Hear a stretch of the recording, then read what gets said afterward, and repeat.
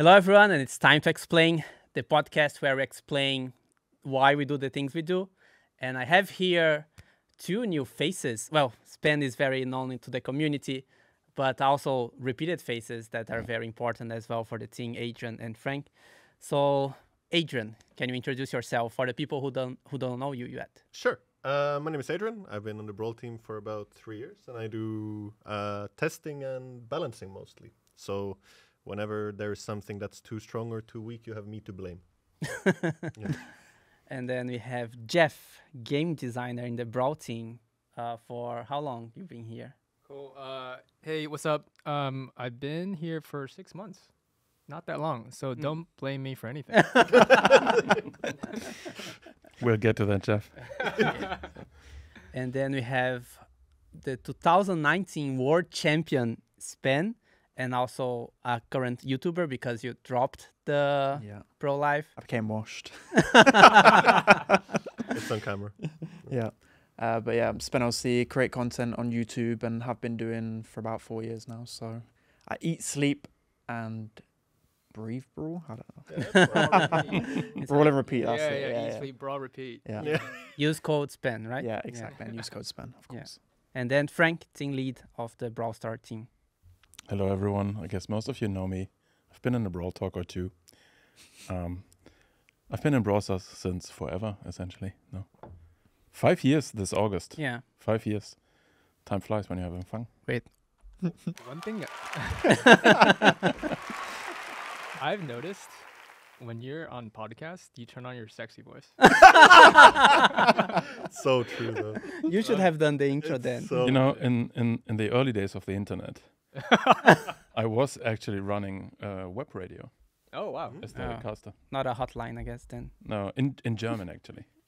So maybe my voice in German is even better. Wow. It's possible. Someone dig this up. Okay. Anyway, let's explain some things. I know like the last update was very controversial for some, and I think we now have the time to like explain or give the reasonings why we did the things we do.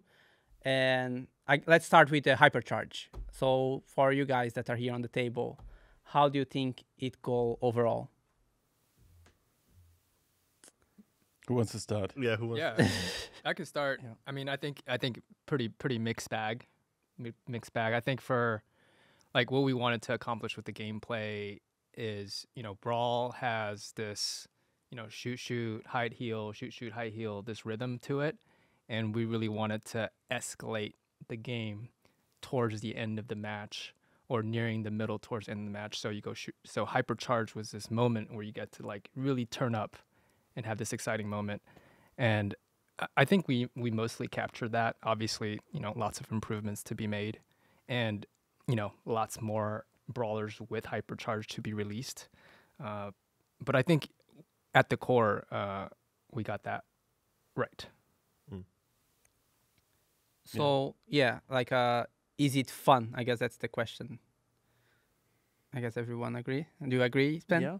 I think it's fun. I think the problem that people had was that obviously before they didn't try it, they thought, oh, it'd just be like a click of a button, you get it all the time and you're just going to be spamming it. But I think as people have played it, it's actually just feels really good for the game. Like you probably get maybe one, maybe two throughout the whole game. It doesn't make it like skillless, but it makes it really fun and exciting. I think you did capture it pretty well. Considering my background, I would be pretty, what the word is for it? Like, I'd be more harsh on you guys because it affect like the end game. But I think even from the pro side, I think most pros are actually pretty happy with it. So yeah, I think it's a good addition to the game. Yeah, I will say, like, when we think about the design, we were thinking about, every brawler has Hypercharge. All 6 players have Hypercharge. And what is the interaction? Yeah. You can use it for engaging. You can use it for disengaging or countering. Everybody on the same team triggering at the same time. So lots of cool interactions that's kind of, missing today because in most matches, 1, 2, or 3 brawlers have it today. So I think a part of that balance is missing for sure. But I think that'll get better as we release more. Yeah, I think the one of the core things really, like, if you're just an average player who wants to play a couple of matches a day and wants to have fun, if you get Hypercharge, it will not transform you into a pro. You will not be able to roll over significantly more skilled players. It's just not happening.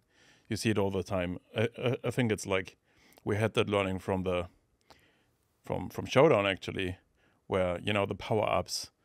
They're giving you more power, but they're not necessarily giving you like I'm talking about not the general boxes you gather, but the energy drop. Yeah. What is the name? Energy drink. Yeah. Energy drink. Yeah. Thanks. Yeah. Mhm. So energy drinks makes you stronger, but your hit points don't go up. And as a result, it gives you this feeling, oh God, all that power. But at the end of the day, if someone is just hitting you, you're still being taken out. And here we wanted to aim for the same. And it feels the same. It's exactly the same when it comes to this moment. For me personally, I think they're really fun actually, especially if you time them right and if if you're not just triggering them the moment you get them available, but if you wait for that moment and then you're going all in with it, that feels almost like you're unstoppable for a moment. And that is a really good feeling. So if I compare that with what we had in that slot before, which was a gear, I think it's a vast improvement. One of the feedbacks I've seen a lot online, and I tend to agree with, is we wanted this to be two pieces, right? So there's you're just getting stronger, faster, whatever. I think that's pretty static, and we configured actually per brawler, so we have some differences there. And that's one component for it, but the other is making your super just better. But what we aim for design-wise is to have, it should still be the same super, because else it changes so many things. If you change completely up, if Shelly's shot all of a sudden wouldn't be shot anymore. Yeah. So for us it was important that it still has the same functionality, but more. For some of for the initial batch of 6, maybe it feels like a lot of them are very similar. We get that. But for example, for the next batch of 6, there's already some which just make some interactions different. Can I give a spoiler, Danny? Sure. So one of the next 6 ones. First spoiler. Wow, we are only already. 5 minutes. I was in. sneak peeking after, but go ahead, go nuts. But one of the next brawlers which will get Hypercharge is Rosa. And Rosa's, when you trigger her bubble, there's going to be an additional effect around her, which impacts the other players. So, for example, in Rosa's case, that will be slow. That's a current design, right? There's still weeks in the making, so that might still change. So that's maybe the caveat I want to give. But just imagine, right now when you trigger the bubble, people try to run away from you, etc. But in the future, when you trigger the bubble, just imagine roots coming out of the ground and keeping you in place or slowing you down at least. So that makes her bubble even more menacing, right? Because then you can just destroy everything in your path. So I think like Kairos gave that feedback, a couple of players gave that feedback. And I think it's fair. It's like it should be like maybe a little bit more for the supers. And of course we can always go back to the ones which didn't quite hit the mark and tune them better. Yeah, and I think another feedback that I heard is about like why the stats buff, or like why it's so like I don't know, obvious, or like this strength buff, but also like it's something that we want the casuals to desire to go to level 11, and when they reach that level that they have like they feel the power, right? Because gadget is kind of like skill based sometimes, or like star powers are passive, so like most of them don't understand what a passive ability does. And then gears is also something that you don't see clearly the effect, right? So we wanted like something really obvious that like you got it, you see the impact, and yeah, I guess that's why we came with this design. You don't need a university degree to figure out what's happening when someone is glowing purple and on fire. I just run. Or I think it's readability was important for us, like for average players. Yeah, average players should just see, whoa, what the hell is going on over there? Purple flames? Maybe I'll stay away from that. So it's very intuitive from that side. Yeah, and I think from like design perspective, sometimes we approach it from like the mechanical level, sometimes we approach it from the feeling level. And then shout out to V. I think one of the first like remarks on this was, hey, what if it felt like Dragon Ball Z Super Saiyan mode? Like we really wanted to capture that. So yeah. Now, did achieve our goals? I think it's too early to tell, to be honest. As Jeff pointed out, there's only Yeah. 6 Yeah. so far. Also that. So it's like it's really way too early to tell if it achieved or didn't achieve our goals. One thing we are still discussing, and we're probably changing for the next update, is how we are rolling them out. We're not entirely sure that our rollout strategy, the pricing, and all of that was ideal. So we'll see. We're likely still experimenting with this. For Spen, maybe because from the player's perspective, and a segue to what you said, what could we have done better? Maybe releasing more. Of course, it's the obvious thing because it's a capacity that we only have enough time and resources to do a certain amount of things. But from your perspective, what could we have done better? I think, well, we kind of covered it in a sense. I think the thing for me was the fact that it was only literally 6, but obviously you had to push out the update, obviously, else we wouldn't have got anything at all. So, I think for me, going into a ladder game, for example, when there's only 6 brawlers out of 70 that will have the hypercharge, I was thinking, if these hypercharges are really overpowered, then it will be quite frustrating. But, quickly after a day of playing it, you saw it actually really fit the game. So I think for me, it's really good. You said as well, how with the coin economy, how you're unsure. The good thing is that it's better to make it a bit more expensive and bring it down than doing the opposite. I think you've already mentioned that before, but to me, I've got really no complaints about that. And probably the fact you have to wait 2 weeks for it can be, a lot of people have been saying it can be a bit frustrating. Maybe you could change that to a little bit shorter because, you kind of want the feeling of being able to, unlock this cool ability straight away. So if you see with these other people running around with it, you kind of want that. But yeah, I honestly don't have too many complaints. Normally, me as someone who plays the game a lot, there's always something that probably is annoying me a little bit. But with Hypercharge, I think it's good. I think eventually once we get more and more come into it, you'll be able to get a better understanding when a lot of the brawlers will have Hypercharge, how the interactions will go and stuff like that. But I honestly haven't really many complaints at the moment. It was really interesting to see, of course, when I think when the teaser dropped, people were like, okay, it's going to be card evolution again. Yeah, that's what I thought. Yeah. Then after Brawl Talk dropped, people were still confused. There was discussions about what will it cost, etc. The price was actually in Brawl Talk. yeah, and people were like, oh, that's so expensive. Yeah. And then when the update dropped, and people were like, oh, we get 1 free as part of an event that already changed it.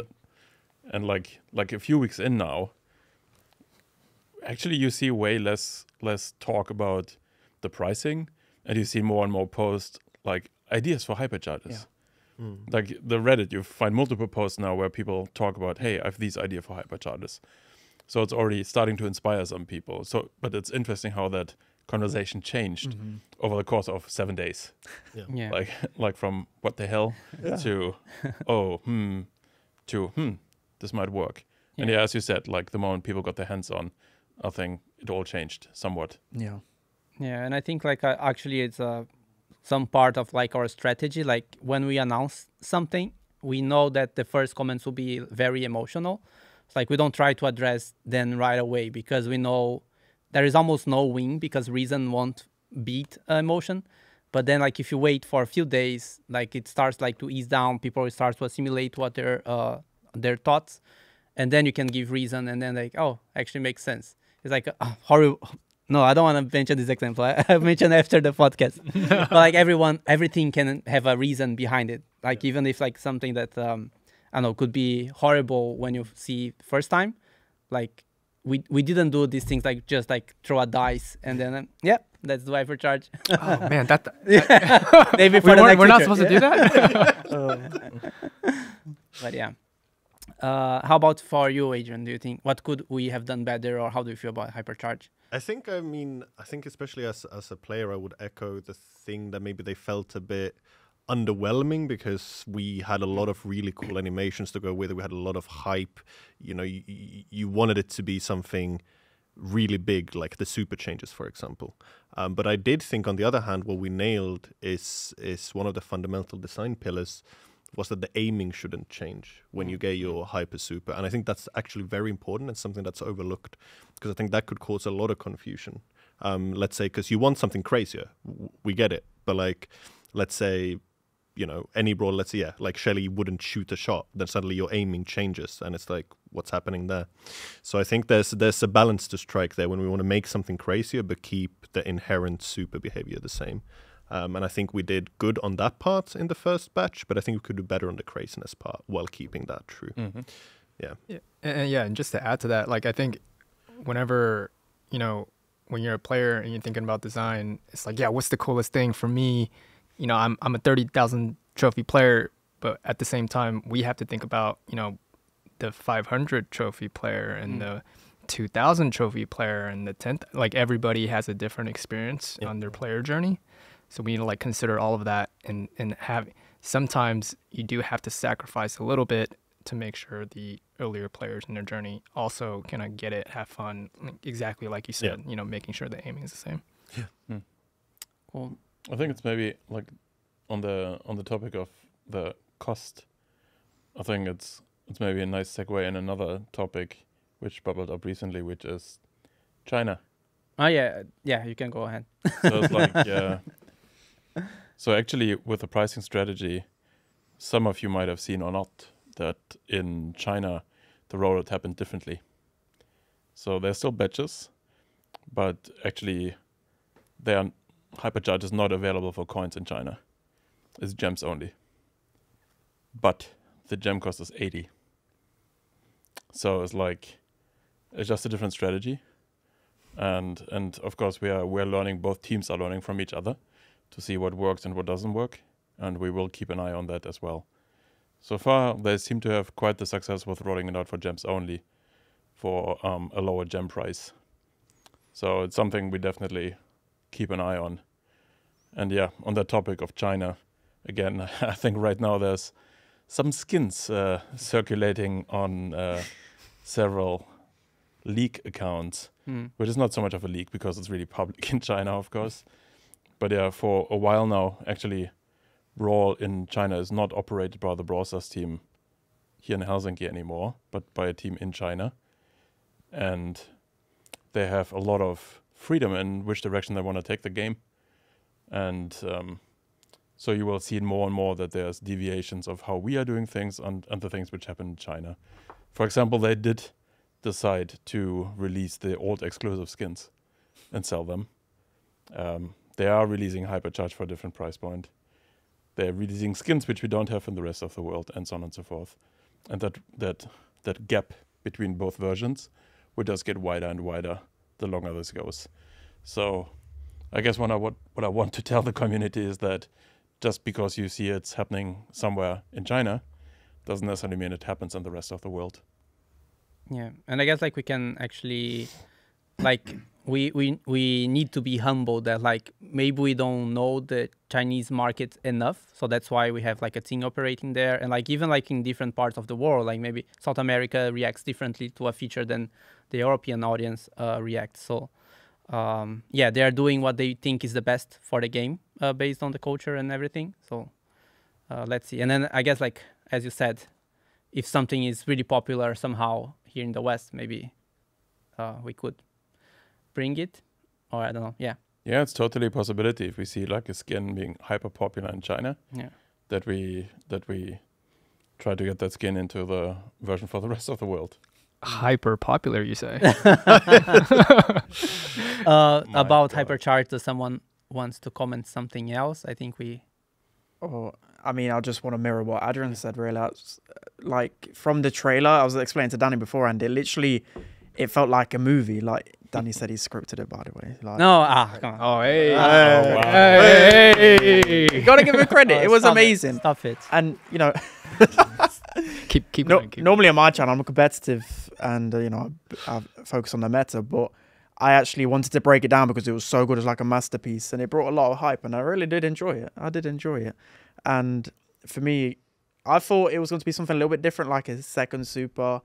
And, you know, I wasn't disappointed by Hypercharge, but maybe that could even be something for the future. That's what I'm kind of hoping for, because, you know, if you've already mentioned it as well, how a few of the brawlers, maybe the Hypercharge is a bit lackluster. You know, for example, the one that I'm mainly concerned with, you can change it, like the Pearl Hypercharge doesn't really feel too great. I know you've got to involve a super in the area around her, but it doesn't feel as satisfying as, like, I don't know, a Shelly super or a Spike super, like, that's massive. So, I mean, you guys will learn and make things better. I think what people forget is that it's just literally the first introduction. Like, it's so hard to, you can test it out however hours behind the scenes, but you never know what it's going to be like in games. So Yeah. it's not been like a car crash like some people make out. When Brawl Talk came out, everyone was like on fire, but like you said, you got to wait for a few days.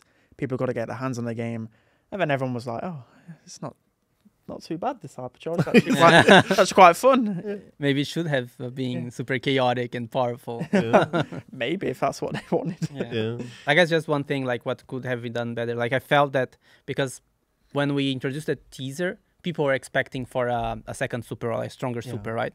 And then I even mentioned, like in the first meetings we have about Hypercharge, I mentioned that maybe we are missing an opportunity because like we are introducing something super strong, but whatever thing we would release on top of what we have, what is Gears, it would have already feel super strong already, right? Because they don't know anything, players don't have anything to compare. So I wonder, like, if we missed an opportunity that maybe in the future, like 5 years from now, power level 12, we would have like the Hypercharge Super Saiyan mode, and then now we would only introduce the second super, right? But I think like the design how it is, it feels super good when you use it, and maybe only like this stronger super, I think it would even be more niche. So like maybe the casuals wouldn't even manage to take advantage of it, right? Because maybe for the pros, like they will need to think like, should I use my super now or should I use my stronger super later? But for the casuals, like whatever they see the flashy button, they and then And it should still be fun, right? Like that's the point. You should be able to press that flashy button and feel good about it. Yeah. So yeah. Yeah, I mean, I'll add to that. I think could we have used more playtest time? Yes. Yeah. Could we have been even more creative with some of the supers? Yeah, I think so. I think, you know, Frank talks about this a lot. It's always a balance and trade-off between like, hey, we're a live game. You know, you guys expect updates and cool stuff to happen, and we got to deliver. So sometimes it's just hard decisions. Yeah. And I mean, just talking a little bit more about the development of Hypercharge, it went through a lot of iteration, actually. We had a lot of different designs on the table. I guess just to maybe spoil one of the first one was actually that it was auto-activated and not a separate button. And then at some point we realized, hey, let's just try to put a button there, see how that feels. Probably feels better. And it did feel a lot better. And so we kind of changed direction a few times during the development. Yeah. And but at some point you have to just realize you have to just put it out there, otherwise you're not going to put anything out, because you can polish forever. That's never an issue, but at some point you just have to deliver as well. Yeah, and the problem is never that something is out and then it's there and we cannot change anything about it. Yeah. Like I think the Pearl Hypercharge is a great example. Yeah. I think it doesn't make sense. Oh wow! Let's go. Who is he looking at? It doesn't. It doesn't. He's, right? he's looking at me. Oh, He's looking so. at me. He's looking at me. I'm actually not sure if you came up with that, but maybe you came. Yeah, but you're thinking about it. Let's not use names. Yeah. No, but you know, like the fact that her Hypercharge is pushing people away. Yeah. Her super is that you push people away, and then the Hypercharge generates an area you shouldn't step into. Kind of. That's it's a different thing. It's a bug, but we can go back into it. It's a bug. Yeah. Oh. Part of it is a bug. Yeah. Part of it is a bug. That's a good one. I gotta have that in my pocket. It's a bug, guys. Yeah. always works. I mean, I can use it. I don't know if you can. I have the actual credentials. It's a bug. It's a bug. Cool. Still about this update, like there are a lot of little things together that cause like some controversy, and one of them is the power level progression change. The community like feels very passionate or like vocal about it at the moment, and I do understand. I guess like it's makes the gap between like a player who has resources higher compared to someone that doesn't. But yeah, maybe like maybe Frank want to explain why we did it? Yeah, it's pretty simple at the end of the day, right? When we did experiment with the gears, we realized pretty quickly that a change of 5% in anything, you cannot feel it. So literally a 5% speed change, it didn't do anything. And this 5% progression we had for the longest of time was just a piece from the older days where we didn't really think about this when we did it originally. But we felt like when people, invest time and energy to level up their brawlers, they should feel something. There should be that feeling of, oh, wow, I actually get stronger. Because else, why do you have power progression in the first place? So if you're free to play or not, we believe that we give you enough resources to level up brawlers. You might have to make better decisions. And yes, because we transition from the old world to the new world, it might lead to a situation where you felt like, oh, I pushed all my brawlers to power 7. Now I wish I would have pushed some brawlers to power 9 or 11. Okay, that's fair. But when you come in as a new player today, you won't care. Because you're just growing up with it. And if you're a very experienced player, you're maxed anyway. Yeah. And then you also don't care. Then the only thing you might care about is the gadgets and star powers, that it's not percentage based. But we're going to fix that with the next update. So, yeah. Is that another spoiler already? No, you're actually setting we already talked about it. No, but I think it's really, like, what's really important is that when you level up your character, you should feel the difference before and after. Yeah. And with 5%, that was not the case. And now it's a case. And actually, like, if you go to like the concept of like what upgrading something in a game means, like, I don't know, let's speak Dark Souls, like you upgrade your weapon or your character and then you want to go to the same enemy and then you beat them easier, right? Because like you want to feel that you're stronger. Like if everyone is like on the same level, then what is the meaning of upgrade? And I think one point that you missed, like progression is like one of the core pillars of our game, right? It's super important. And then we have like this thing that you don't feel that you're actually progressing. Yeah, the core loop is really like, 2 players play against each other or 3 versus 3 or whatever it is. You're all on the same level. Someone is winning because they're slightly better than the other person. Then instead of being stuck there with that situation, you have a way out, which I can keep playing, grinding, get enough materials to level up my character and try again. Maybe then I win, and that pushes the other person then to do the same. So it's an arms race in a way. And this cycle of getting stronger in cycles, that's just part of the game today. Yeah. How do you feel, Spen? I mean, me personally, I don't really feel it because I'm a max player, but I understand the reasoning because it didn't really feel like I created a free-to-play account about a year and a half now, and leveling up brawlers didn't really feel too much of an advantage, if you get what I mean. Like power 9 to power 11 are still weren't really much stat difference, but again with like balancing as well, speaking to Adrian before, was like I feel like there's even more room for balancing because the numbers have got bigger. There's more ways you can tweak star powers, gadgets, the numbers, and fine tune it. I think there's a lot of opportunity. I think people just need to get used to the new numbers. I think the thing for me personally is like just getting used to the seeing. I don't know how much HP Frank has now, but he has a lot of HP. A lot of HP. A lot of HP. It can take a while to get used to, but I think 5% it's not really too much. It feels like 20% or so stupid. Yeah. Like, I would be a bigger voice about it, but 5% I think after next update people probably forget about it, to be honest. Yeah. And things that I guess like we can't like isolate this feature from everything else we did. So like our progression system got like, of course with Starr Drops maybe we introduced their random ability, is there a word? But like now you have like almost full control of how you progress your account, right?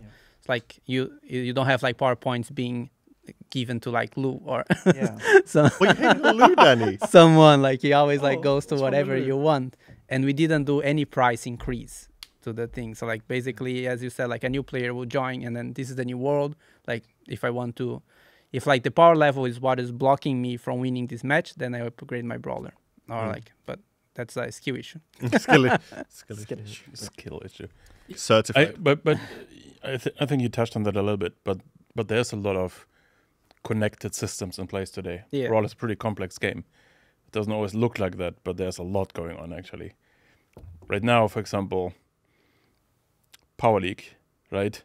We still have people with level 1 characters grief playing arguably because they know it's annoying everyone else, and that is of course a problem, and it's a bigger problem now because of the stronger differences. But then Power League is something we want to rework, so it's one of the next things we want to work on. We can't give you a date yet, but it's gonna happen, so we're designing it right now. And when that is addressed, that might be less of a problem, for example. And there's so many other systems which are also connected to it. Some of which matter to us, some of which don't. You know, like I know like YDE and some other people that these level 1 accounts, they played really high, and that's cool. We appreciate the effort, and it's really cool to see like someone hitting masters or something with a level 1 account. But we're not making the game for that case. If anything, now it will be a bigger achievement. That is true. Like Bigger challenge. yeah, it's a bigger challenge now. Yeah. So yeah, I guess there's this mixed bag. Some of the systems are just affected by this change, and some are not. And most of the things will be fixed. One funny story about the level 1 accounts. Like I got a complaint from a player who, because you know how we introduced the re-engagement feature that if you're away from the game for a long time, we upgrade their brawlers without their consent. Oh, So they're like, no, my level 1 account. Oh. Was it Ray? No, it was Gambatese. Yeah. That's funny. I saw that tweet. But it's only like maybe like 5 people and millions of players. Yeah, just keep opening your game every day, then it doesn't Yeah. happen. And just to know, I think that the change. I think we talked about it a lot. It was pretty contentious because as like a competitive PvP game player, like when you hear that, the initial reaction is like, no, don't do that, right? Yeah. Because the point of satisfaction for competitive players is like we're on an even playing field, and I beat you, therefore I'm better. That feels good, But for all the points mentioned, like yes, you get gears and star powers at certain levels, and that's meaningful. But there's actually nothing now for most brawlers at 11, right? There's nothing from 1 to 6, so making it feel more meaningful, which is really important for Brawl, because in Brawl there are power levels, and we have a whole economy and resources that you earn and use. So yeah. Okay.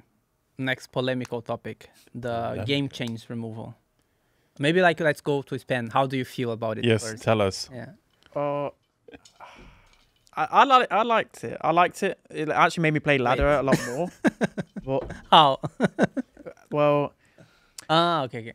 I like some things I didn't like is like Heist was my favorite. So I really enjoyed Heist. Sometimes you'd log on. The only problem with me is that maybe if you're logged on and it's like 3 bad maps, it's like, you can't really play that. And then there was no Power League at the time. That was only the beginning of the update. It was a bit.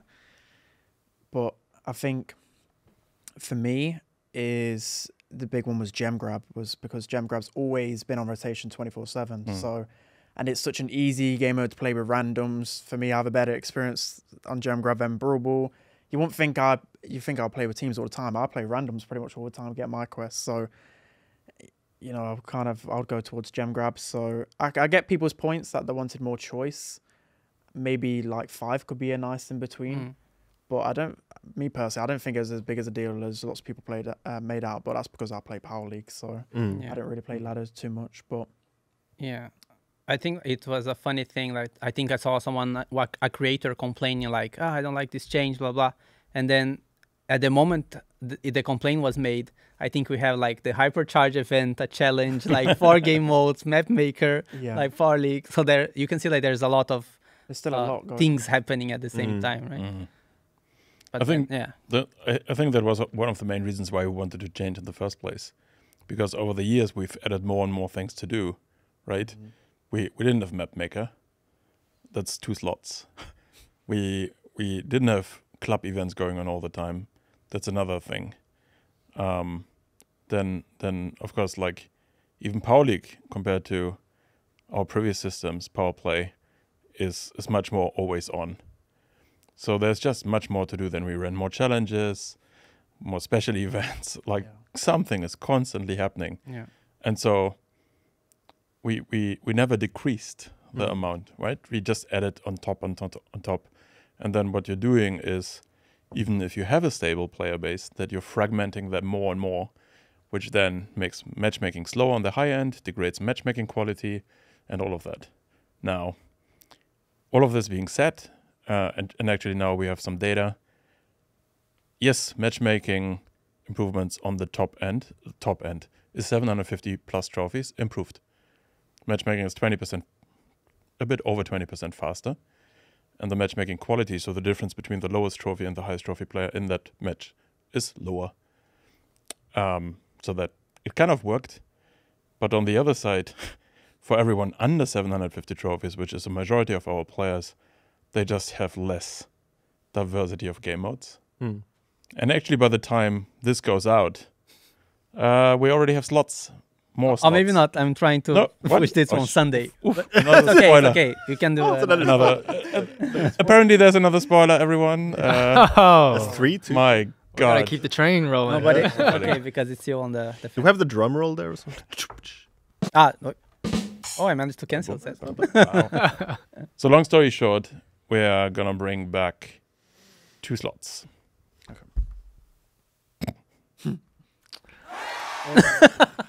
Delay. There's like lag. Yeah, I have a mental lag. It'll keep So yeah. happen. So Jam Grab will be back 24/7.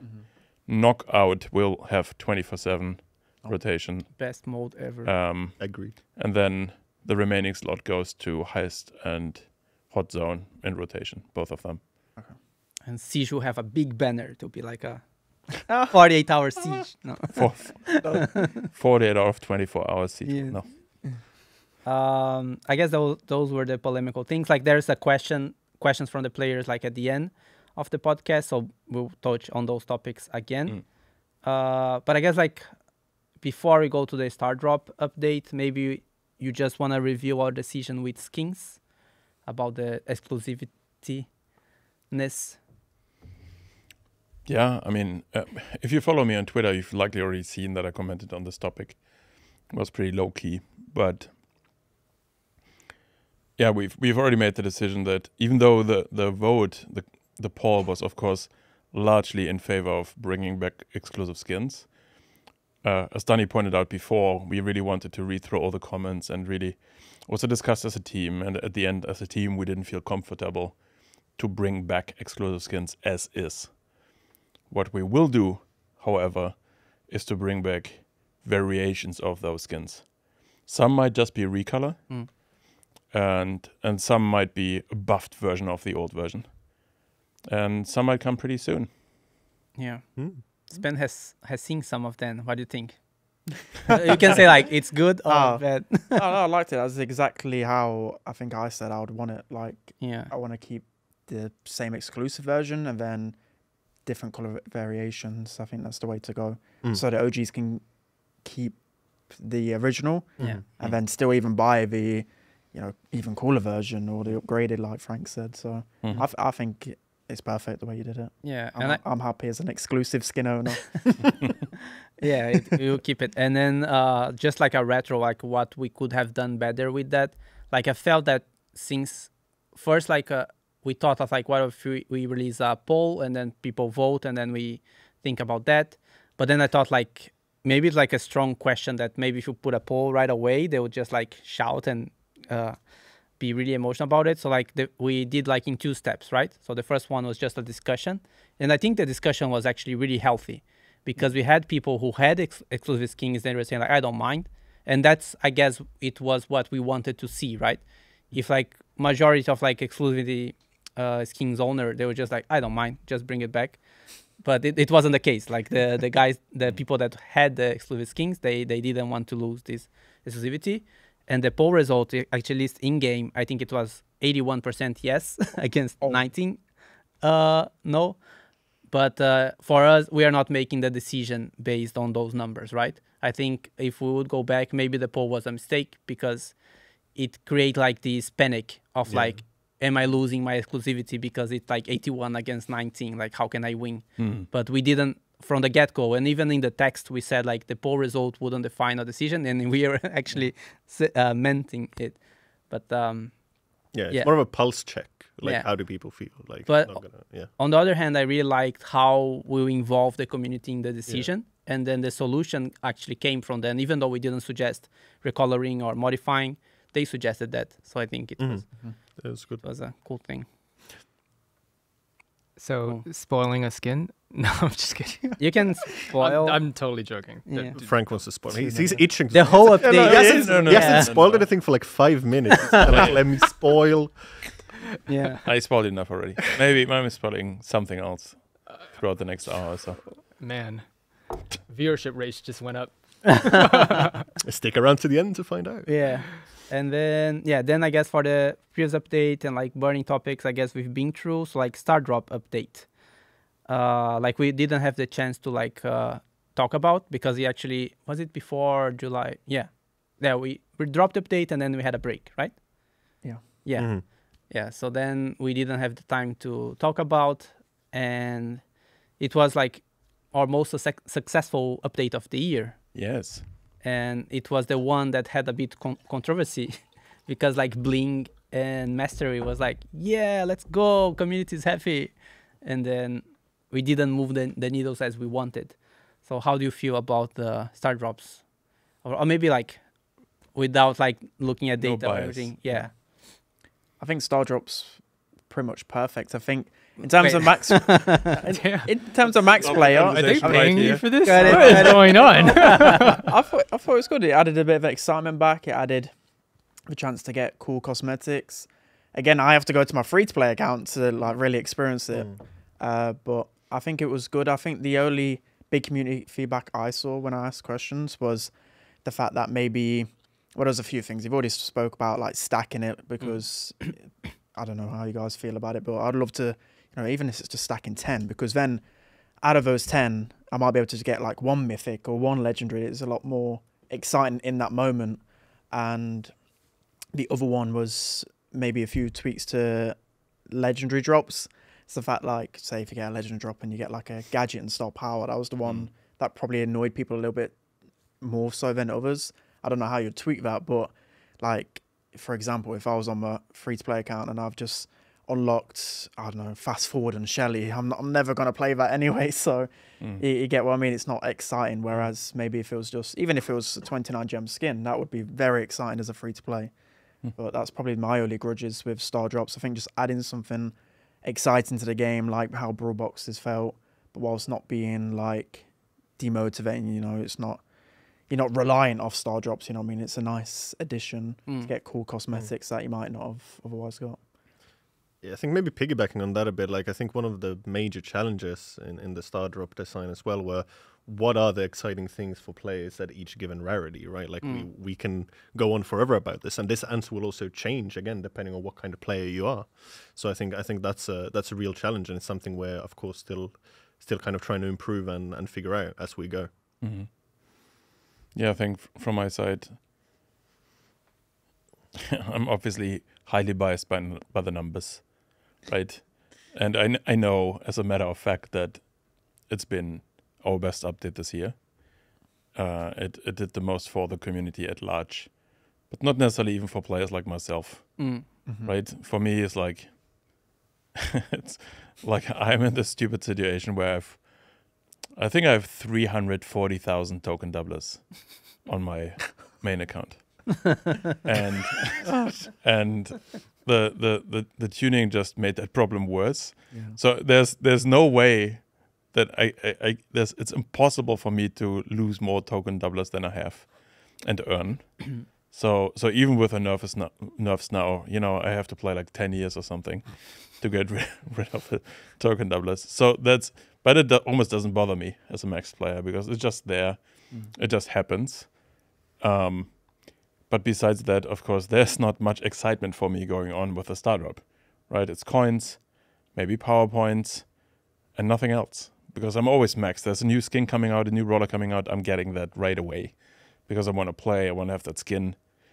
So for me as a maxed player, it's like, Yeah. It's not super exciting. I actually try to think of, you know, what can we do for people like maybe Spen with your max account, or you, I guess you also maxed. And like some people will probably hate me for saying that, but if you just would drip feed me fame,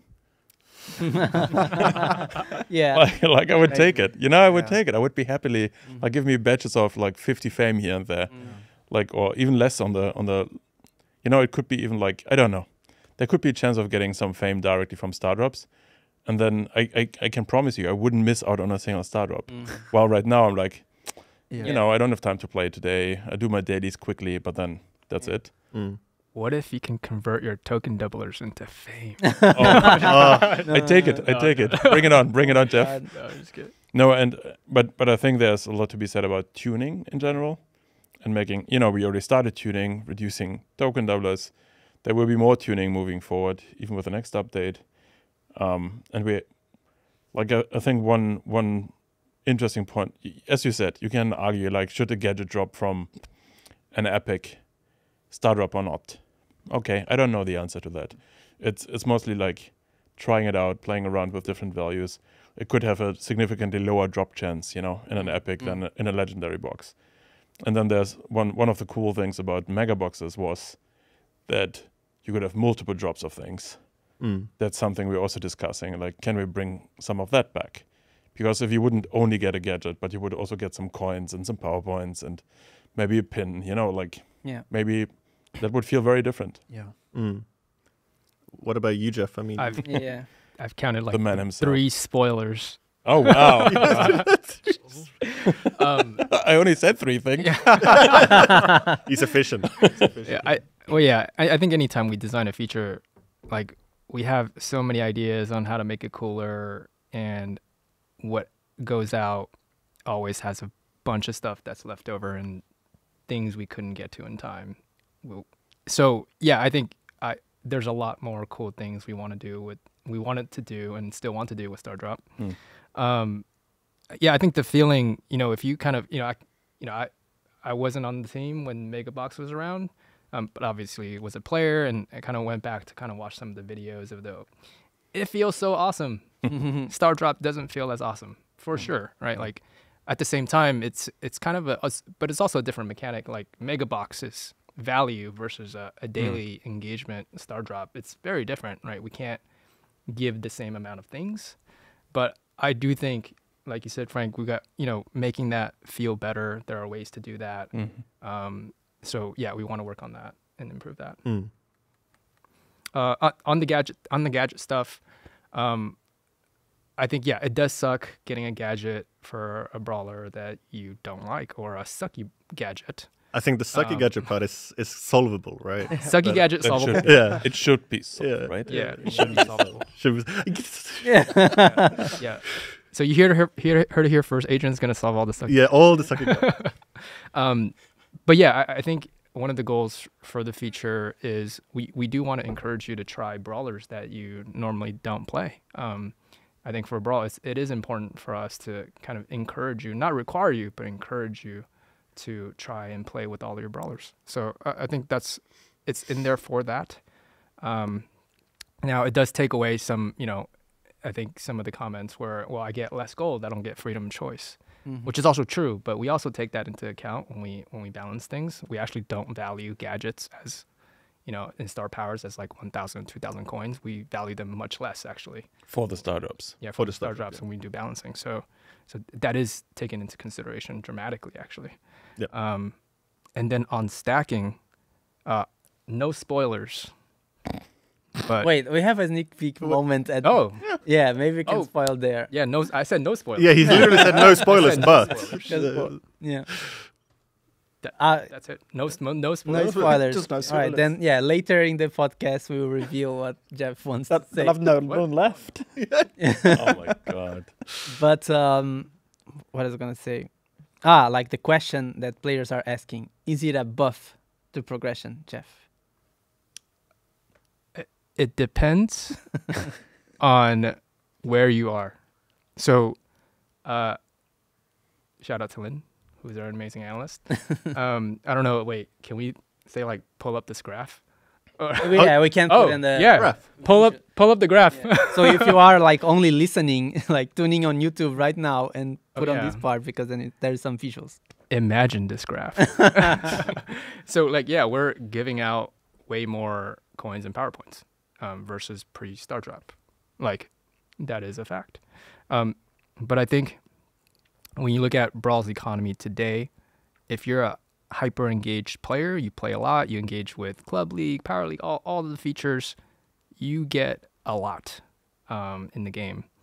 But if you're a more casual player, or you're a weekend warrior, or you kind of dabble every day, but maybe you're not in the club, you get a lot less. So what we want to do is we want to make sure, obviously, you get more for engaging more. We want that. That is definitely true. But it's a little bit off balance right now, where the casual player is getting too little, right? So the idea with Starr Drop was we wanted to move some of the tail rewards because most casual players don't get that. We wanted to move some of the Club League awards, especially at the top rank, because most players don't get that, and kind of move it into this really easy to access daily reward method. So, but even with that said, even if you're a top engaged player, with everything considered, you should not be getting less.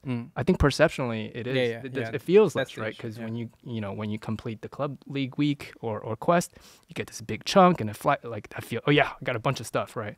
But then when you're claiming Starr Drop and it kind of trickles in, 50 gold, 100 token doublers, like it doesn't feel the same, right? But I think if you do the math and you add it up, at the end of the season, we are giving out more. And I think that is something we want to continue to do, which is kind of democratizing the rewards in the game, making sure we take care of the casual players and the weekend warriors as well. Yeah, and I think you said everything. The issue, I think the main issue we have is that it's not visual, right? You don't see you are getting more. But like if you look at our graph, like it's just it's very clear. It's not even like a mild ascent, right? It's like very high. That's actually we're giving more, and it's math. Like the pool of resources we're putting out, it's bigger than it was before, right? So like we are giving out more resources. Even like if you are getting a ping or getting a cosmetic, like we are giving out more coins and power points. But that's still a good point, though. Like we and are bling. Bling, yeah. But that's still a good point, though, because if we are giving out more, it's also important that you feel that. Yeah. Like, I think, we have to solve the other part. I think that's what we need to solve. Like, because we know we're giving out more, but if you don't feel that way, then fundamentally, somewhere along the line, we need to improve. So you actually feel that way as well. Because that's the worst scenario could be. Like we buffed progression, but then people think it's a nerf. It's like we got like the worst of two worlds. But would you say it did achieve our goals? Yeah. Yes, it did. Yeah. We wanted more engagement. We got more engagement. Yes. How do you guys feel about the 8 wings? Everyone is happy doing their 8 daily wings. How do you feel, Spen? Too much, too little? Yeah. I think 8 wins is perfect. To be fair. How many games it takes to get 8 wings? If I'm playing randoms, about 20. World champion, ladies and gentlemen.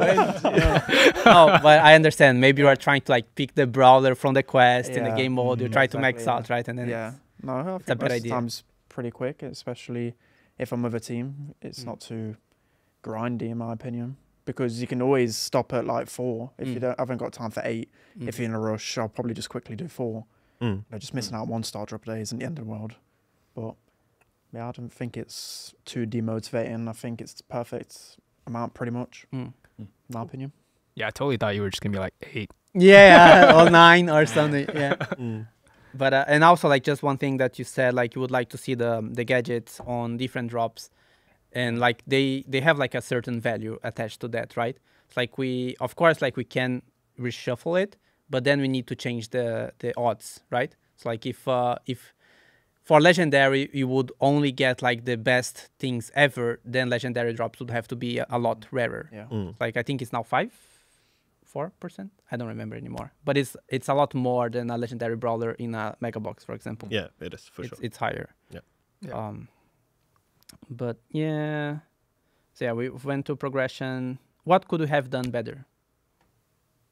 With Starr Drops? Yeah. I mean, I think it goes back to what we mentioned about the feeling of what you're getting versus what you're actually getting being more. Yeah. I think that's the major Yeah. point we could have done better. Who gave the idea of like that you see the items scrolling, so like you see all the pool of items you can get? Maybe that would feel Oh yeah. better. Yeah, I think it's suggested by a few people for Mm. sure. Yeah, I think the reason why we didn't go with that is because we didn't want it, Commit. Yeah. like we didn't want it to be fake.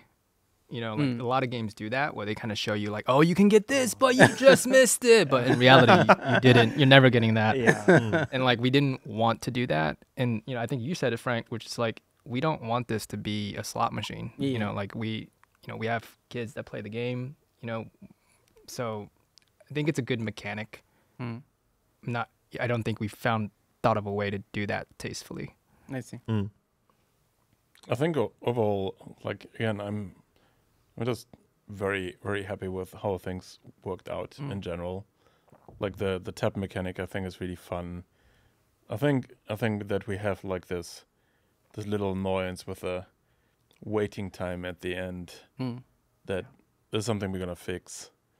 You know, but besides that, like I think the major things from the old Mega Box world is really like having multiple drops there. I think that was always super cool. So you like, I guess there was also that moment of anticipation with a number and all of that. I'm not sure if we need to bring that back, but I think that feeling of multiple drops is just really cool. Is loading time fixed a spoiler? We should get a counter going. If we should get a Frank spoiler counter. Yeah. I think it's a bug fix. It is a bug Yeah, fix. Yeah. Cool. Then I guess we are done with the retros. Then we can have the sneak peek. Oh wow! So Jeff, what did you want to say in that moment? I forbid you to. Oh, really? Are we actually spoiling stuff? Yeah. Yeah. Oh. That's the sneak peek moment. Like Oh, man. the things Frank said, it was like Yeah. just a bonus. bonus sneak peek. Yeah, there's so much coming. No, wait, don't do that. Okay, all right. But yeah, you wanted to say like the stacking, Starr Drops things that led you to. Yeah, I mean, I think to set expectations, like we're not gonna do stacking on Starr Drops. I don't think that's the right place for it. It creates all kinds of UX complications. But we are working on something new. We haven't named it yet, but it You wanna say could have the word Omega in it. It could. It could. It could. It could. That's all I'll say. That's all I'll say. But maybe you can say it's a chance of getting lots of Starr Drops in one go. Yeah, we're working on a new feature. It's more social oriented and kind of a group goal to kind of fill up this thing. I don't want to say what the thing is, but And actually, because you said already in the roadmap that we are working on club improvements. Oh, okay. So it's already. yeah. we Oh, already okay. know. Yeah. Okay. Yeah. So we feel like Club League is super complex today. I think it causes a lot of confusion for new players. It's also and grindy. Yeah. yeah, it's pretty grindy. Like it feels like a chore. So we wanted to kind of like think about that from the ground up. Like what is a fun, like easy to understand group activity that's also a lot of fun. That hopefully doesn't become a chore. And the reward for it, it's this really awesome animal container. I know. It's true. It's true. Yeah, and then it'll get filled with resources and Yeah. and some Starr Drops in it, and when you open that, it'll be a stack of Starr Drops. So I think that would be pretty cool. Yeah, no way. All right, that was the sneak peek moment. Now we are going. Yes, picnic, picnic moment. Now we are going to questions from the players. So TMT the Great, it's like Wow. Teenage Mutant Ninja Turtle. What does it say about your character when you call yourself the Great? So he's saying gold became scarce recently. You guys added Hypercharge for gold without buffing the gold economy. Also, Club League rewards and PP. PowerPoints. Yeah. No, PP. BP. Brawl Pass. Brawl Pass. Yeah, Brawl Pass, of course. And rewards were nerfed. Yeah, the tail rewards, from which majority of the gold came from. Any chance you guys can increase the gold amount through Brawl Pass or any other source? Do you want to take it, Jeff? Yeah. Okay, like long form answer. I think Brawl's like a super special game. It has like probably the highest action per minute or even action per second, like super condensed fun. I think for us, at least definitely for me, and I think for everybody here, like we want Brawl to be #1 on mobile. And it's hard making a live mobile game. It's every game is kind of like subject to the gravity of the market. And when games decline, you have less players, you ultimately make less money. And what that means is you can reinvest less. There's less money for marketing, for esports, for community stuff, for brand, for commercials, for awesome trailer, everything, right? So I think for us, it's like we do have to monetize the game better, or at least try to. And that's not because, we're like greedy or something, like, because that's kind of one of the key components to try to grow the game again. And with that said, when we think about balancing the economy, it's, we don't want to like pinch you and try to make you spend, right away, right? Like we want you to unlock a bunch of brawlers. We want you to level up a bunch of brawlers pretty easily. If you want to unlock dozens of brawlers, you can do that. It takes some time, but you can totally do that and max them out, and that's okay. But if you want to unlock all the brawlers and max them all out, especially quickly, I think it's a fair moment to kind of politely ask, like, hey, you should spend some money if you want to do that, right? Politely. Yeah. And Nudge. and really it's to support the game and help the game grow. So kind of like that was a long way of saying, yes, we did add, more gold coin requirement to the economy. I think we do think about, hey, what are some cool ways to give out more gold in the right moments? I think tail reward, as a design, I think we're really rethinking in terms of what that accomplishes. It's dead. Another one. Yeah. So, but yeah, I think as a super engaged player who is used to kind of like unlocking everything pretty quickly after every update, like it feels bad to get less, like straight up. But at the same time, we do have to balance it in a way where like we have to think about the health of Brawl. We do have to think about the monetization of the game. So I think the short answer is, yeah, we do want to increase the coins in some way, in smart ways at the right moments. But I think, straight up buffing the tail reward is probably not the right way to do that. Yeah. And for the record, because like you said, gold became scarce, we actually buffed already, but there's a perception problem, right? Of course, like when we introduced Hypercharge for coins, it's we did like touch on the economy of the game, but we actually did buffed with the Starr Drops update, so even before Hypercharge. Yeah, and I think we actually did I'll say like I think we did a bad job on that, because if you think about the tail rewards, we actually give you a lot of token doublers, and you actually get more tail rewards than before. Yeah. But then we also nerf tail rewards. So it's like on balance, like there is less, but like it's actually not that much less than people perceive it to be. But yeah, coming back to like the democratization of the economy, like tail rewards is one of the places where only a really small percentage of the player base grind to and get, 100+ levels of. Most, not even most, like 99% of players don't do that. So yeah. A lot of average players don't even hit the end of the Brawl Pass. I think it's like, it's just the average player does not hit the end of Brawl Pass. Yeah. Which is not great, by the way. Yeah. So like when we are rethinking, I mentioned Brawl Pass as a rework thing for the future as well. Like part of thinking about that is like, how can we make that better? One thing Jeff touched on a little bit, there is like when players tell us, oh, it's impossible to max my account, as a new player. Yeah, it's pretty tough. Of course, it's tough, but it's also not how most people play the game. Most people do not play all the brawlers. I can tell you, I'm pretty engaged, okay, but I'm probably regularly not playing more than 15 brawlers maybe, and every other brawler in that list. There's literally quests I'm rerolling when I get those. Now it's better because of more multiple brawler quests. But before I rerolled a lot of quests with the brawler, I'm like, nah, I don't mind playing that brawler. Has nothing to do with that brawler being bad or good. It's more like play style preferences. Yeah. So there's so few people who really play all the brawlers. It's insane, really. Not even the pros.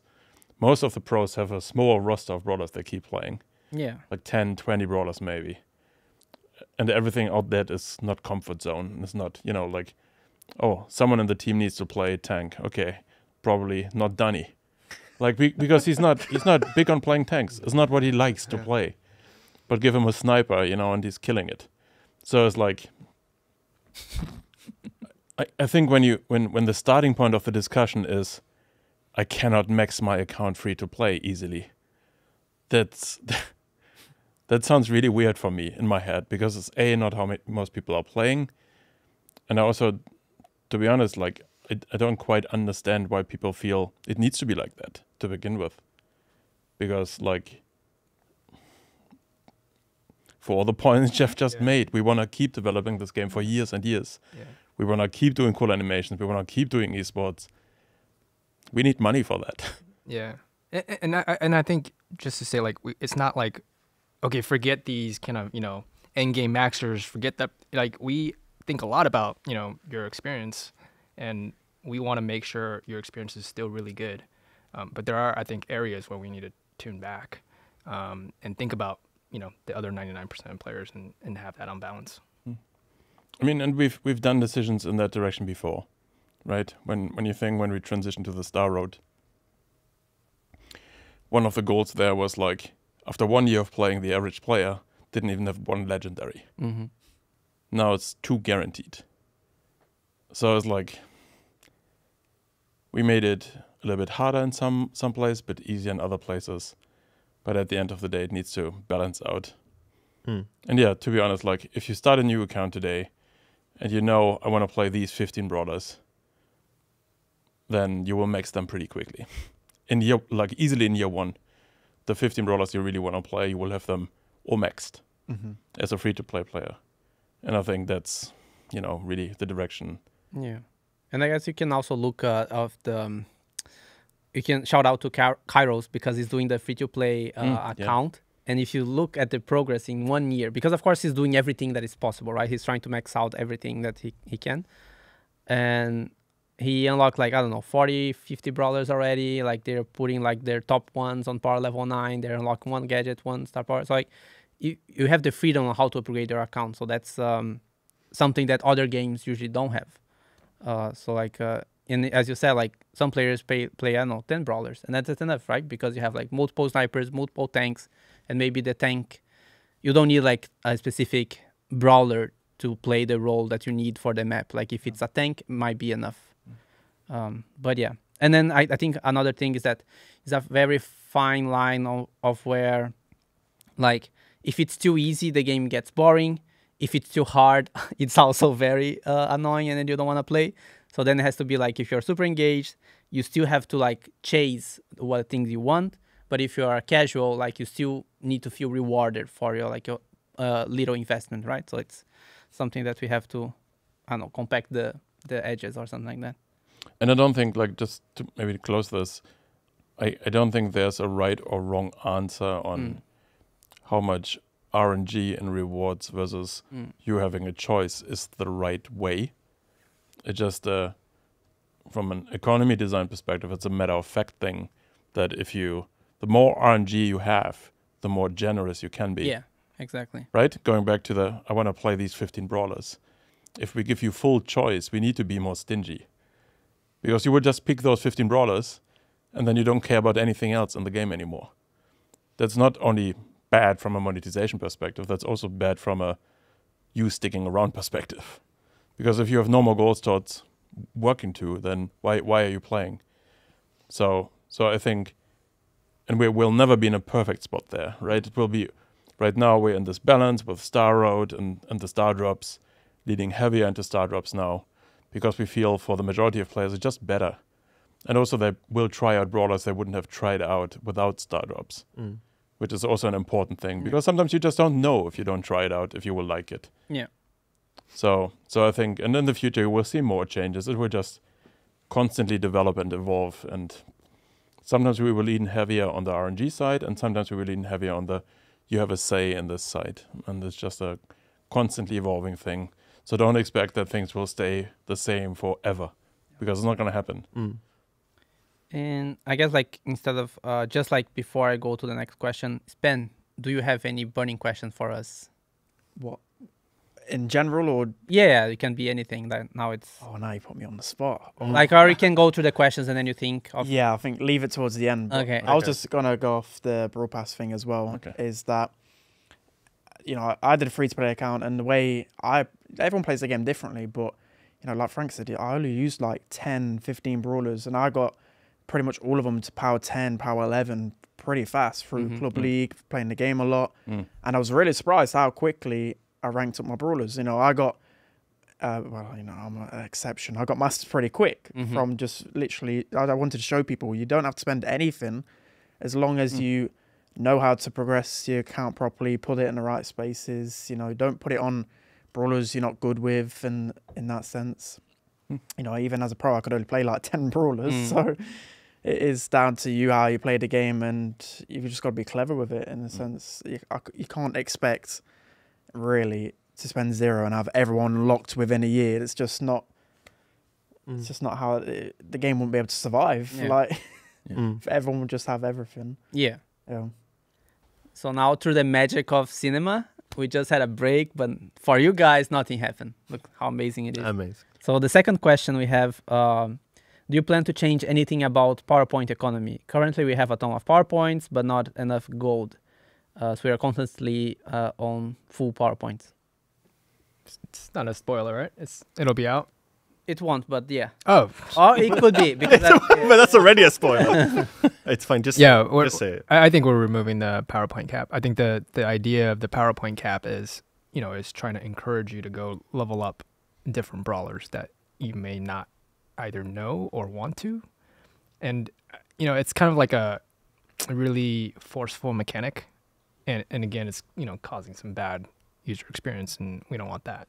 So yeah, remove it. yeah. And then the coin, we are getting more coins, Starr Drops, but then less PowerPoints as well, right? Yeah, so we do want to keep that balancing in mind. The first of which is rebalancing Starr Drops a bit more towards coins, which you'll see soon. I think I didn't mention his name. It's Enzo Koksu. They like when I mention the name. Yeah, of course. Of course, Shout out. of course. Can you say our names again? Bluxury.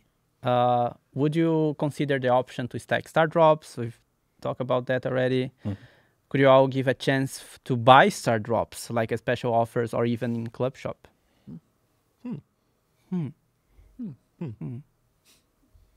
Could you? We'll think about it. Okay, we'll consider.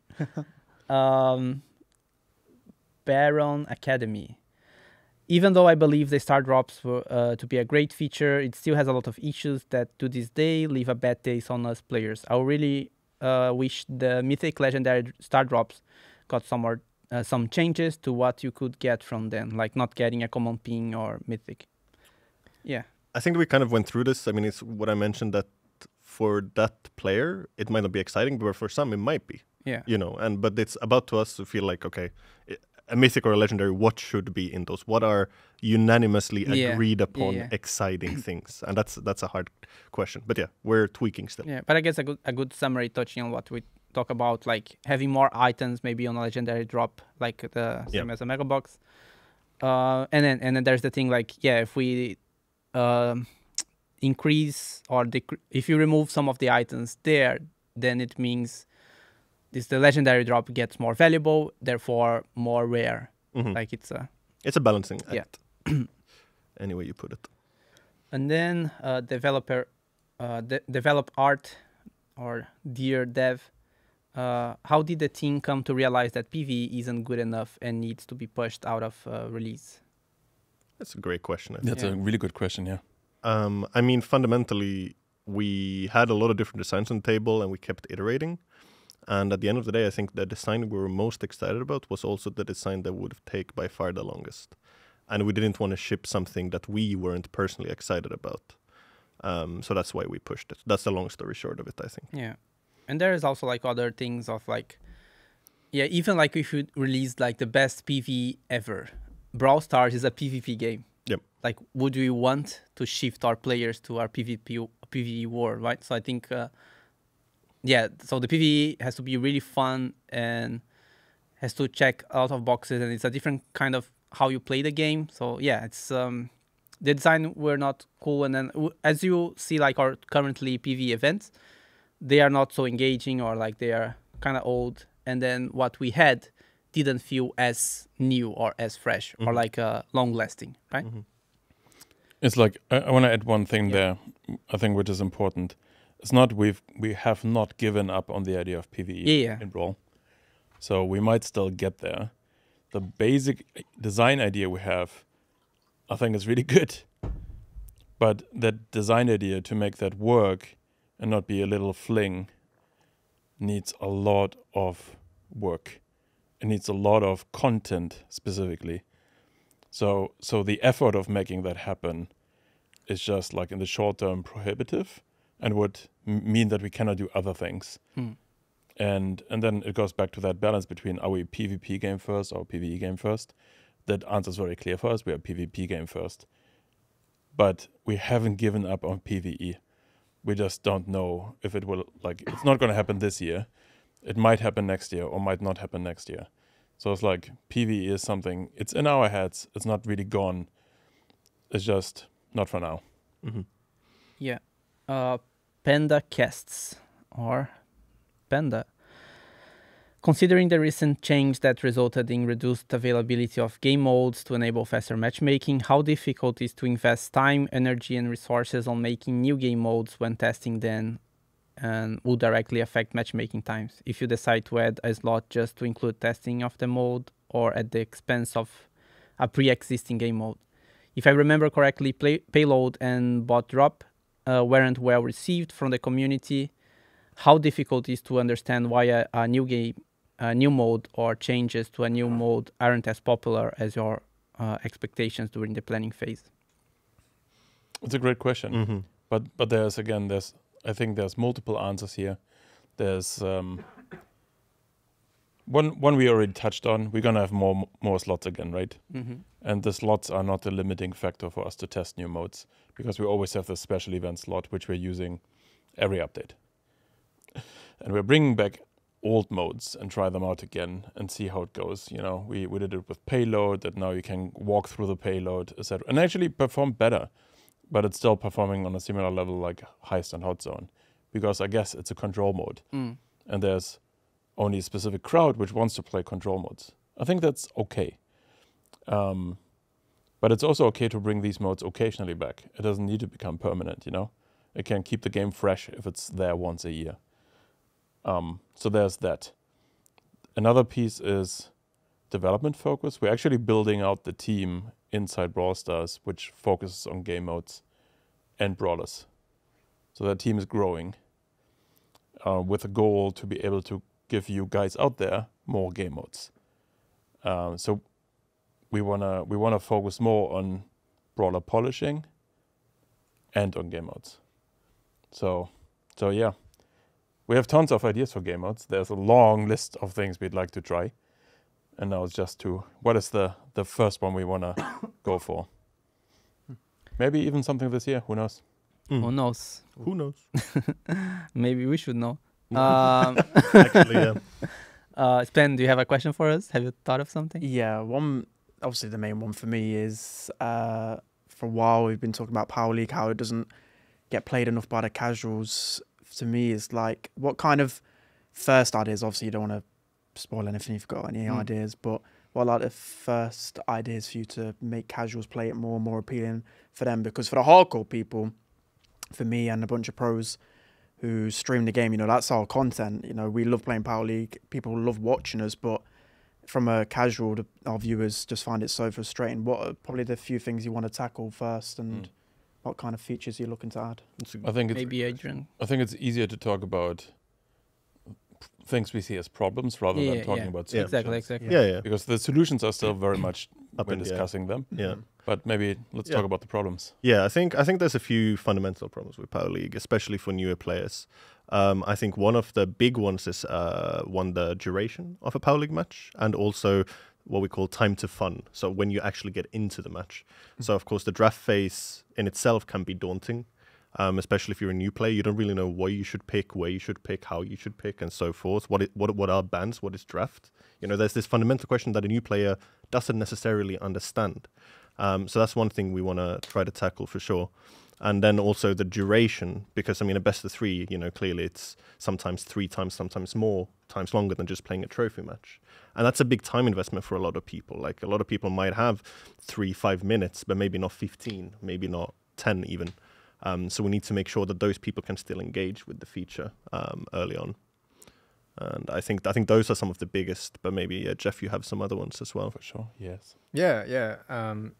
You know, unlocking the ability to buy a skin sucks. So yeah, I think we want to make it way more rewarding, you know, from all kinds of perspectives. Like, you know, you should get better progression rewards. There should be more rewards that allow the top players to flex more. We want you to be able to did I say flex more? Yeah. Flex more. But let's say that twice, because you'll be able to flex a lot more. I think so rewards is a big part of it for sure.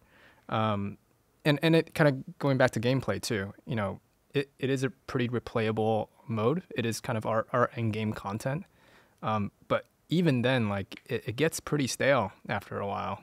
So, you know, we want to think about ways to, you know, how do we spice things up? How do we make it even more replayable? And is there more ways to add depth and fun to it? So, yeah.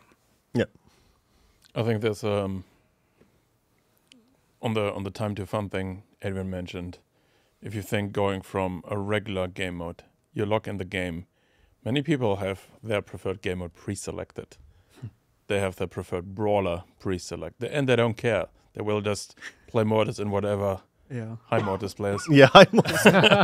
They will just play Mortis in whatever game mode there is, and they'll likely play Showdown or Brawl Ball, right? So they go to the game, everything is ready to go, they just hit play, and in 10 seconds they're in the game. So that is, the time to fun is extremely good. And I think it's one of the main draws for Brawl, actually, right? But going from that to, okay, here's a random game mode.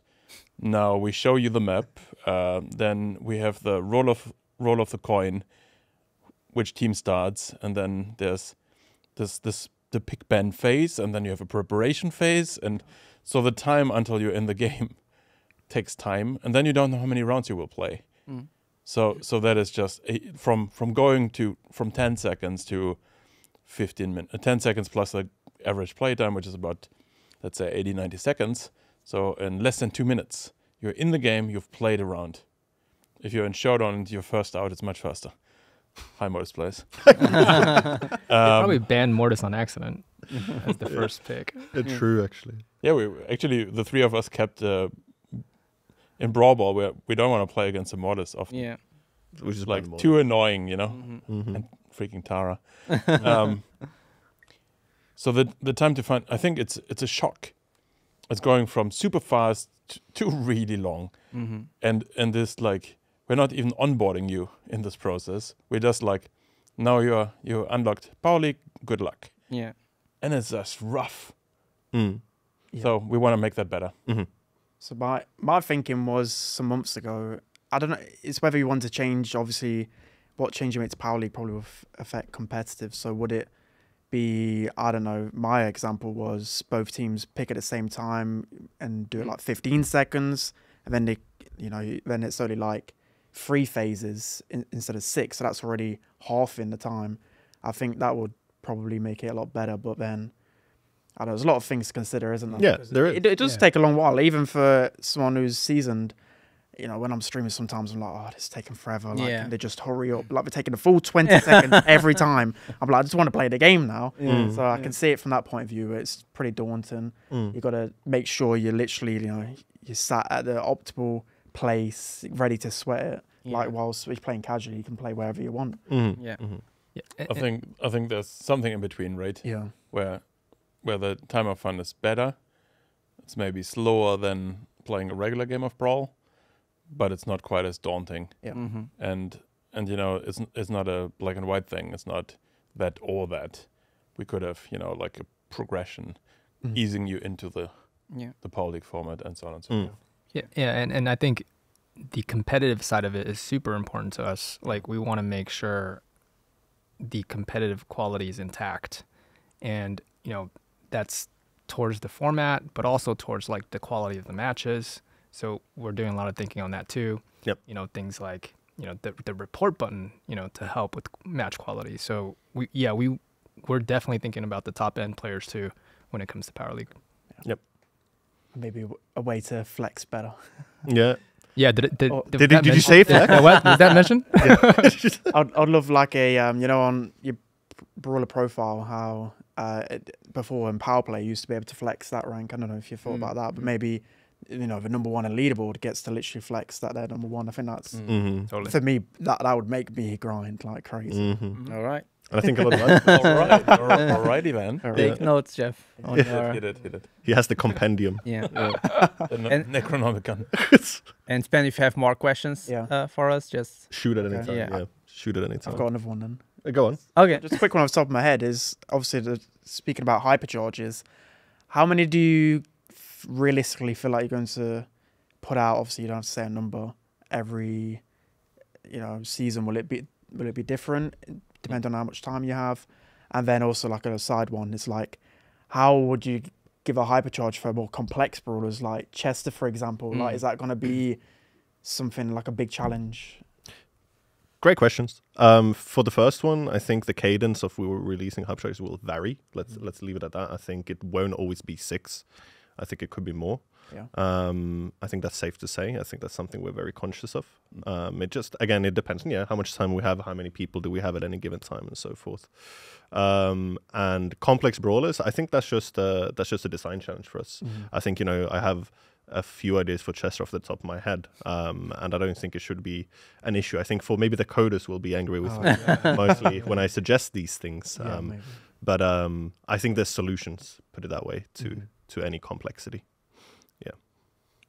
Do you want to share the ideas for Chester? Yeah. Okay. No spoilers. Damn it. There's enough. There's enough in this video. On this news, what do you think of the idea of not releasing brawlers in update with new hypercharges? I know your plans are just the opposite, but have you thought about what it could mean for the balance of the game? It's like not releasing brawlers in an update because now we have hypercharge. Good question. Yeah, it's not going to be an answer a lot of the more hardcore people like, but that also maybe stems from a misunderstanding how we develop the game. Of course, many people would like us to ship all the hypercharges as fast as possible. Stop doing brawlers until you're done with that. Have more gears and all of that, yeah. But that's just not practical. Today, the most exciting things we have in Brawl Stars are the seasonal stuff and brawlers and hypercharge. We don't know if it will get there. It's way too early. But for the time being, I would say like nothing will change that. Most people come to the game for new brawlers, and that's it. And as long as that's the case, you need to expect us to produce more brawlers because that's what people want. So, and I know that there's some people who don't want that, but people at large want that. Yeah. It's the most exciting thing about the update.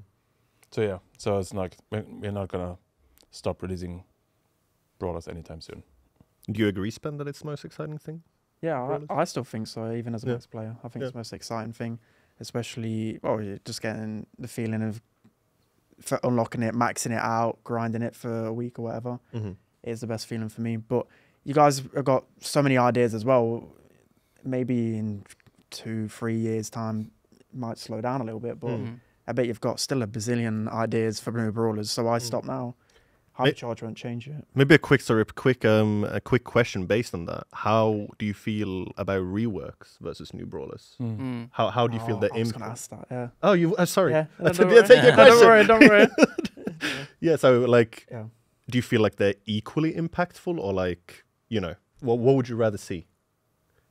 Let's say A bit of both. It depends Yeah, on the community okay. feedback. Like, obviously, for some time now, Edgar, a lot of people have been kind of asking for one, you know, but then you brought ones like Meg, which kind of just came out of nowhere and made the brawl a lot more fun, in my opinion. Some people are probably thinking the opposite, but I think it depends how the rework's done. So, like, Edgar could literally is a tough topic because people love just how Edgar is right now.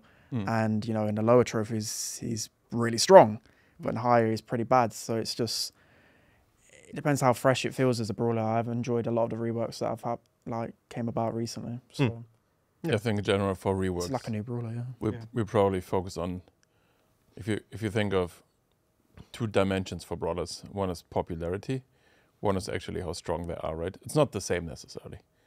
Like Mortis and Edgar are great examples.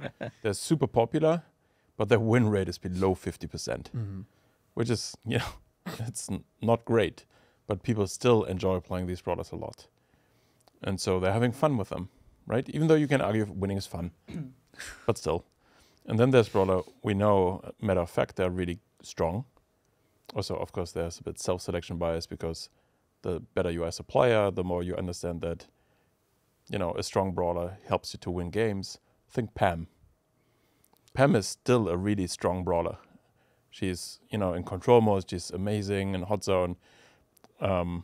She's super unpopular. I think in Lex ranking, she was the last one 2 years ago.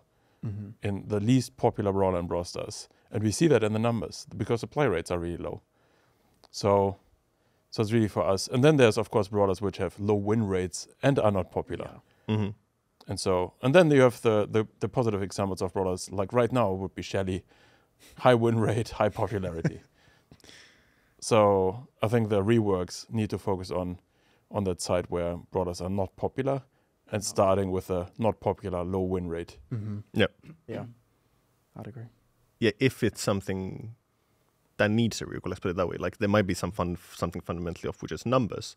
But if we believe that, let's say this brawler is maybe outdated somehow, like they've been power crept by some new cool mechanics, then yeah, of course we need to figure out, okay, do we actually need to change something, like fundamentally? There's not many brawlers off the top of my head, probably like Ball. Or, yeah, it's probably Ball's the main one that people are asking about. And that even changed. You know, now with the introduction of Hypercharge, guess what? Bull's play rates are up. Yeah. So I guess that was kind of, I wanted Ball to be reworked, so then Hypercharge came out, that's kind of giving him that love that he needed. Yeah. So Yeah. Hypercharge might solve the problem of a lot of...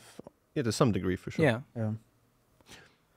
Power couple, how do you feel about Hypercharge? Did it fulfill your expectations in terms of being fun, motivating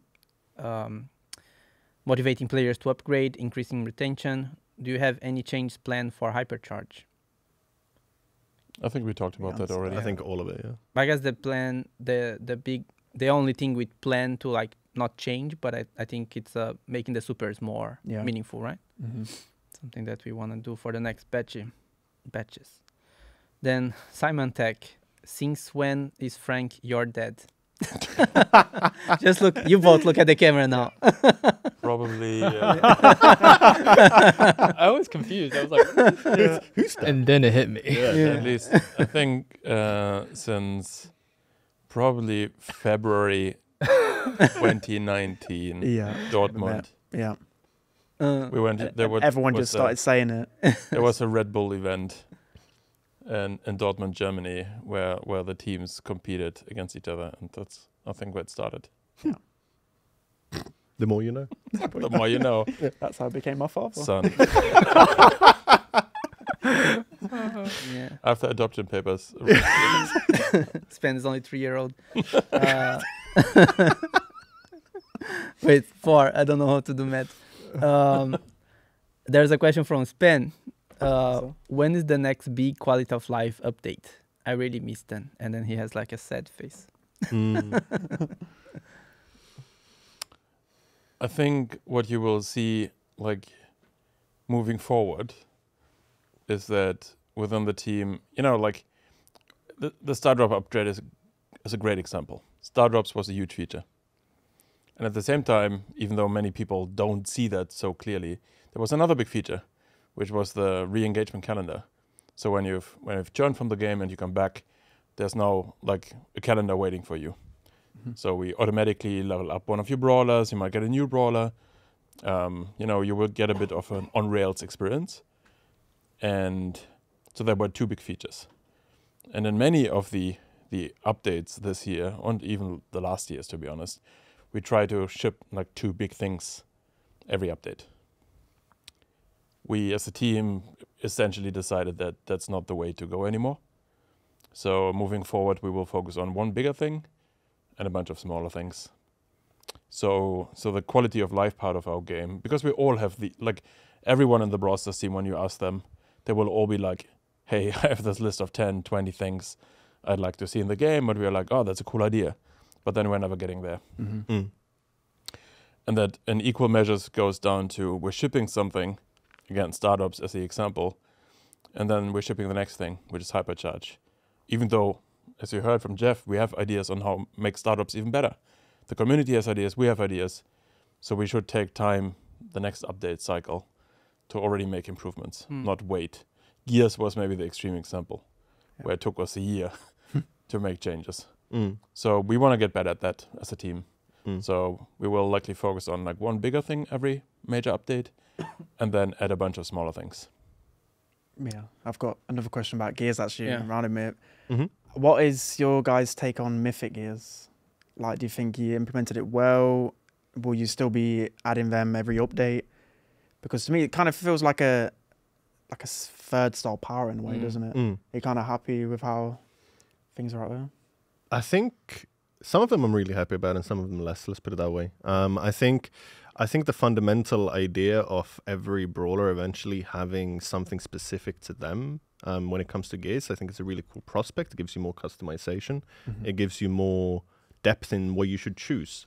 I fundamentally believe that they shouldn't be stronger than the default Gears, but they should be situational, right? Like maybe the gene pull is a good example. Like, yeah, currently it's very good, like on most maps, right? But let's imagine you have, let's say, a smaller map, then maybe you're going to pick speed and damage or whatever, you know? So I think the idea is solid, but I think we need a lot more designs that kind of fulfill that niche, that it's not basically as good as the third star power, still same power level as Gears, but makes you play the brawler somehow differently or makes it feel somehow different, if that makes sense. Yeah. But yes, we will keep adding Gears. Yeah, okay. Yeah, for sure. If that was the question, we will keep adding Gears. Essentially. Sorry. No, that's it. Okay. Vote K. Will you guys show more attention to the map making community of Brawl Stars? I got this question because we actually are not paying attention so much to the map making community. Even though new community maps have been added last update, this was the first time in a half of a year.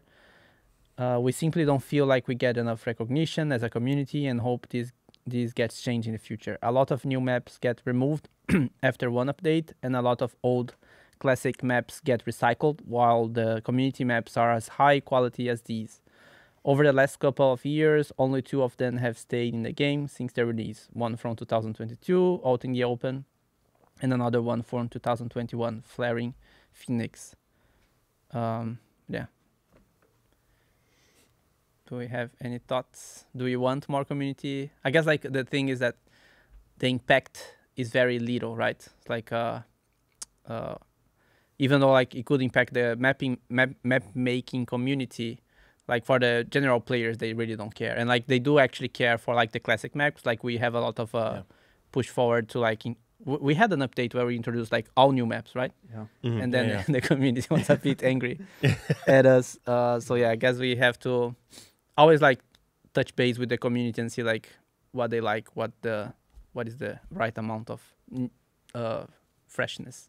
I think like as a rule of thumb, you know, it's probably not a good idea to change the majority of the map pool every update.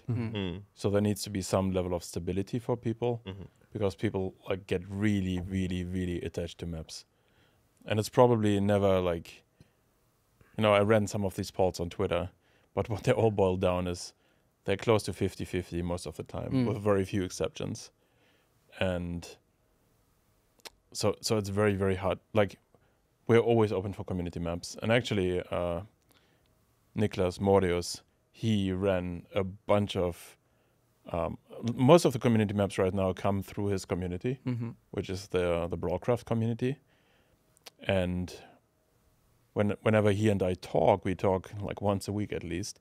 He's suggesting me new maps from the community. So my tip, the best way to get your map into Brawl Stars is to join the Brawlcraft community, because again, we're talking to Modius a lot, and he's feeding us those maps from the community at the moment. And yeah, like, so we are completely open for community maps, but don't expect us to change more than, if you think about the game modes which have 8 maps in rotation. By the way, that was a great change, I think. I would say that we are maybe rotating 2 out, 2 in, something like this per game mode, and that's about it. So keeping the stability for the people. Most people want the stability. Some people want more variation. And yes, some maps are really, really controversial. Minecart Madness? Minecart Madness, which is actually coming back with our change.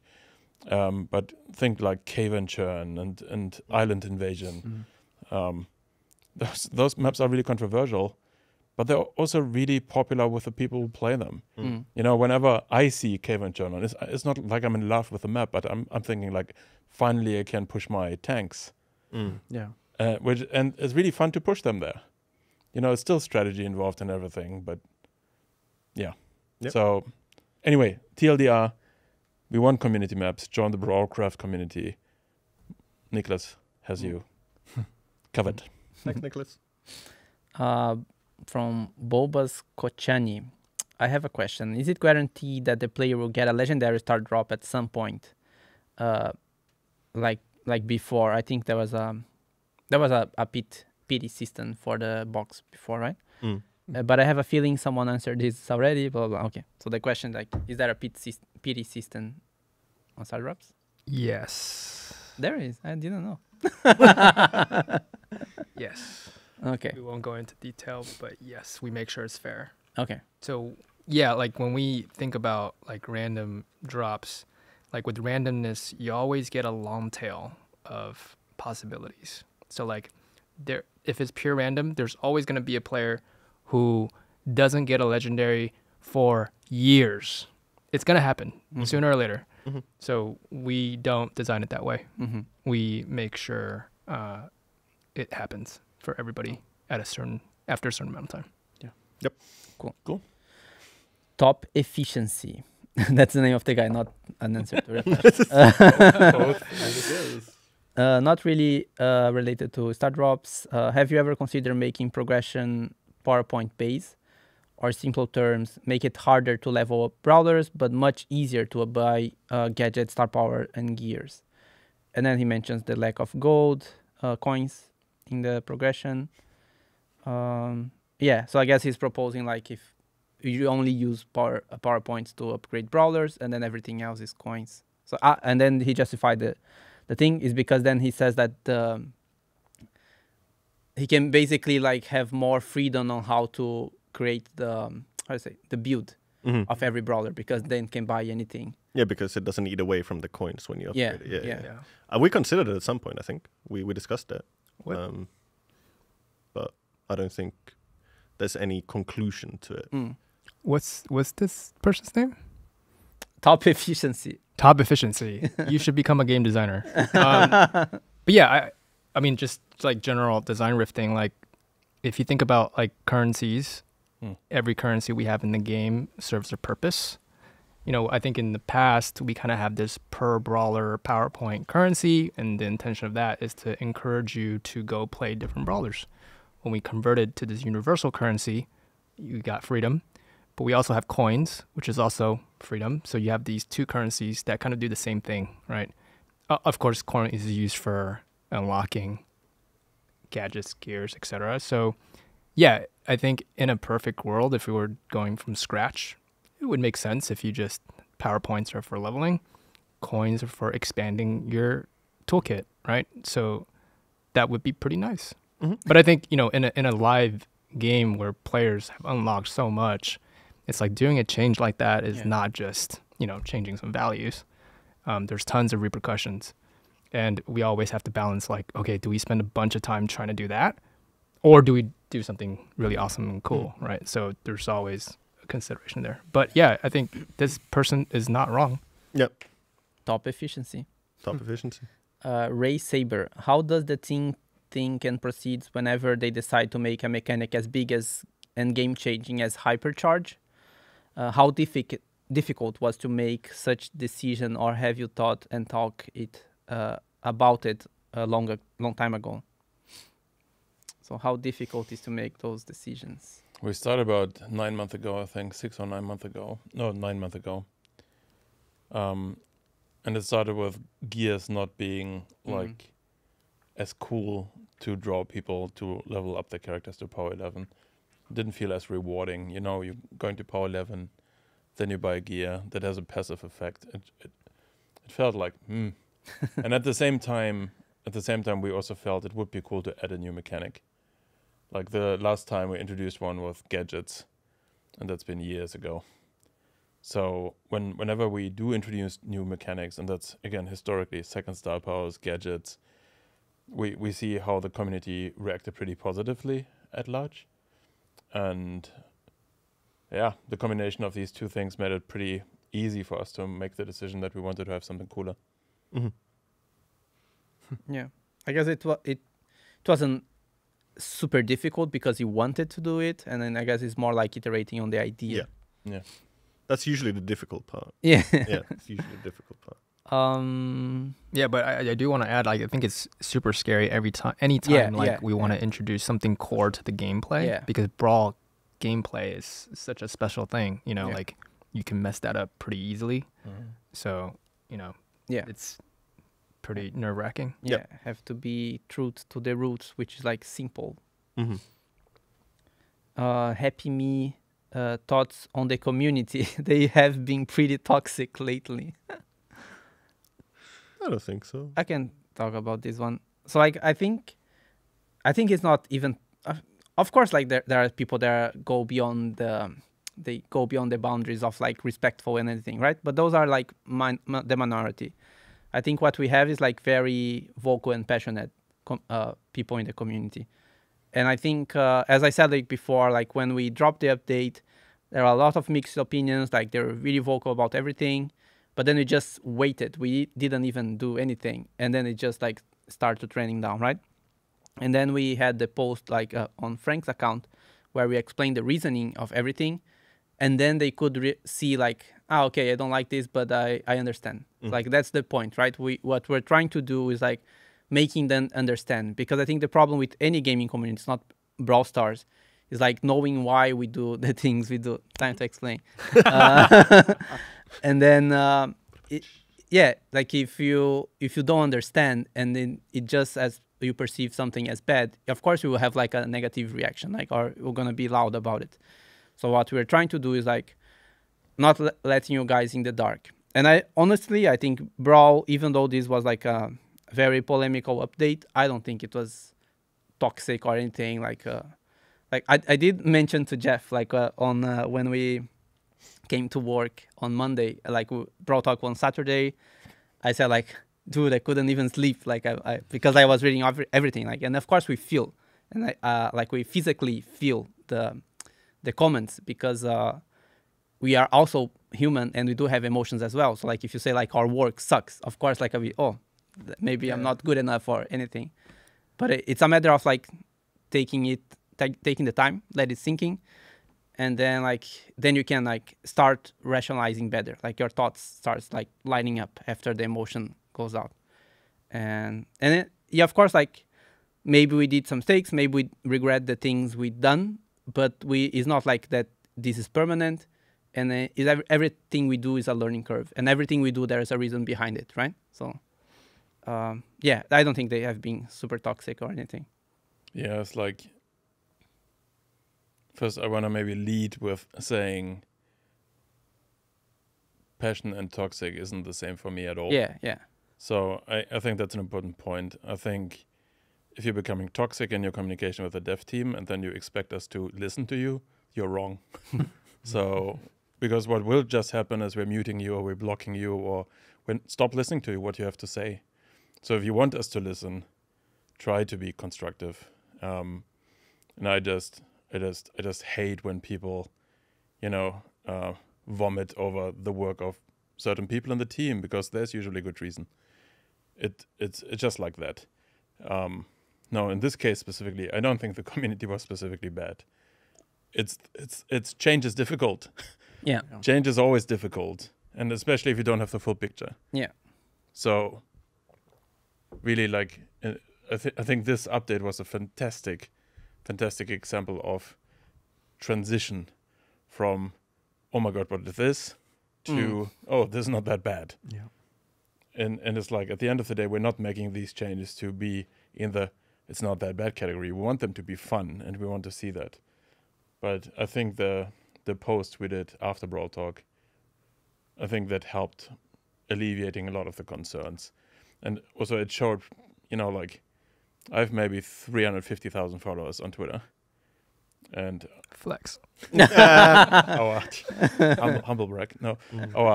So that means only the most hardcore of hardcore people actually follow me. Yeah. And these guys were much more balanced afterwards in like how they reacted. Not everyone agreed, but they understood. Yeah. And for the record, the reaction on YouTube, they were like, "Yeah, this is hype." So like you can see like a different audience as well. Yeah, right? super different. Yeah. Super different. And Yeah, I mean, I think most of us are, in this profession because we want to make people happy and have fun playing the games we make. Yeah. Right. So when we see negative feedback that's not constructive, yeah, like take it some of it to heart. It's hard. It's hard to just block that out entirely. But at the same time, we also have to understand 99% of players aren't on Reddit. yeah. So we got to look after everybody, and And of course, we are looking for results. Like we run a business. So like if our game doesn't perform well, if our game doesn't grow, then the trend is to go down. That's for every live game. I think we've really learned to stay away from knee-jerk reactions. Yeah. Just because something bubbles up doesn't necessarily mean anything. Yeah. So it's really important to, like, keep calm, see what actually happens once the feature's out. Like if you go to the competitive Reddit, like they give you this brawler will be OP or underpowered before it's even out. Shout out to Ash. 5 stars, everything. He's discussed his views are discussed there a lot. Yeah. But it's like it just like when Adrian goes to the competitive Reddit and he's looking at that, it's like, oh, okay. No. So I go there and one week I'm the hero of the people, and the next week I'm getting fired. There's nothing in between. There's nothing in between. It's fire this guy, or this guy is the best thing since sliced bread. So I like it. Yeah, it's super interesting for balancing, because like we have a team, actually an external team, that plays the game to see is the brawler OP or underpowered or whatever. So we get the report back, and at the same time usually we get also the first feedback from the content creators, and those feedback couldn't be more different. We're just always like, we hear like too strong, too weak. Like Pearl was rated, I think, initially 5 out of 10 strength or something, and then the creators were like, oh, really strong, and like, yep, it's always like that. It's complicated. But that's the fun part about that. Yeah, sure. Have you played with Pearl? Yeah. Yeah. Play with Pearl. I felt like Pearl's movement speed is in between, isn't it? Yeah. In between normal and slow. Yeah. So I think if she was like normal, she'd be on the stronger side. But I think because of that, she's actually at a balanced state. But I get some of the people's concerns about her. But it's like the first thing is like, are you ever going to charge, like 12 seconds? Never really. And still, there's a lot of drawbacks to Pearl. So I feel like, me personally, I didn't think she was going to be like game breaking, but she definitely has potential if you're like really passive. Yeah. Yeah, she feels strong. But definitely not 5-star. Yeah. Sorry, Ash. Oh. throwing shade at Ash. No, it's a fun thing. It's a No. thing now in the community. It is. Yeah, it is. And sometimes you get it right. He does. Yeah, shout out to our Reddit though. Like Yeah. quality memes. Yeah. They're coming. It's true. It's true. Emilio MX, he sent a heart to Spen. No. Also, my question would be: could we ever see another button on our screen coming in the future? But now instead of the left side, it could be on the side where you control the brawler, maybe like a dash speed boost or something. It's the other way around. And then Yeah, he yeah. says, "Thank you so much for being so open, blah blah blah, and active with the community." I mean, never say never, right? Yeah, it's That's- gonna be a button on the top left, on the top right. We need an mobile L game. and R on how do you say L and R, the triggers we need on mobile. Ah, yeah. Left So and we- right yeah. triggers. Yeah. And then I guess we just added a new Yeah. button like Yeah. Maybe in 5 years. Yeah, we tried really hard to not add a Yeah, button. yeah. Like We we tried. tried really hard. Yeah. But then the button just felt much better. yeah. It just felt much better for what the feature did. So I added the button. But also to his point, like at least like when I'm playing other games where like the control is here, like you barely changed because you are always moving, right? It's very hard that you like would go to another button on the On the left. left. Yeah. So Yeah. I don't know how would that work. I don't think it. Yeah. Well, let's figure it out if we Yeah. get there. Maybe we're of course it was just a joke, but we were saying like, what if you trigger hypercharge by shaking your phone or something like that? They literally hypercharge. Yeah. But I think actually like there's people who play. For example, if you play an FPS on mobile, right? Most of the more core players play claw, so they don't. Yeah. So if you have multiple fingers on the device while playing, well, maybe there could be more buttons, you know. Yeah, sure. So it's like I think it's like because we are playing the game like old people, it's like we're holding a controller in our Yeah. hand, but it's like I don't know. Yeah. I think we're good with buttons for a while. Yeah. Mm-mm. Wait, Spen, do you play claw? No, not. You don't really need to on Brawl. Mhm. But some do. Yeah, it's Yeah, really some people weird do. to see. Some do. They put like the gadget button in the right top corner. Yeah. But That's so weird. Yeah. yeah, it's a bit weird. Weird people. How do Shy Tempo plays? Is it claw or is it? I think they play like that, right? Some of them play claw. Yeah. Yeah. Oh. Let's see. Maybe that's the secret. Mm. I think Ash is playing claw. Yeah, I think he does. I think I've seen him doing the. He plays it with his The fingers DJ. instead of thumbs. Oh yeah. Yeah. Wait, what? Yeah, some people play with the. Oh yeah, moving with their fingers. Yeah, that's Yeah. true. It's True. I can't do so that. weird. So I mean, that's the great part. Whatever floats your boat, right? Like, Yeah. That's why it we works. have customizable control. Yeah. Sparta Lex. After you add hypercharge for every brawler, are you planning to add a second one for each of one of them, like the time you added the second star power and second gadgets? Calm down, man. I was gonna ask that question, but I thought it was too much now. yeah, I mean, we need to Maybe. make the hypercharges I don't first, Yeah. Yeah. and then let's see. However, we did. I think it was like Joaquin's design. He was actually in the podcast in the previous one. He added these changeable stats with the think of like, it could be that the next hypercharge has a different stats buff, something like that, and maybe change the super in a different way. Mhm. Yeah. So there is room for that, but yeah, it's very far ahead. Yeah, it's far. Yeah. Hey Google, remind us in a year. Yeah. Lux. Wouldn't it be better to focus on mythical gear for all characters instead of hypercharge? They are practically the same mechanics, but the hypercharge have status buff. Sorry, what? Well, they're practically not the same. Yeah, I don't think Yeah. one is active, one is passive. I don't think it's really fair to Yeah. compare them. But it doesn't mean we shouldn't focus on Mythic Gears. But I don't think one Or the should other. take out the other. Yeah. Yeah, I think it should be a parallel. Yeah. As we said before, like we are running a business and then we need to make a splash on updates because that's bring players to the game, and then maybe the new feature will engage more than the previous one. And we really believe that if we release like, I don't know, 10 mythical gears, it wouldn't have the same impact. So Yep. that was the reason. If you, did he ask the same thing? Like, if you guys could change one thing about the game, what would be?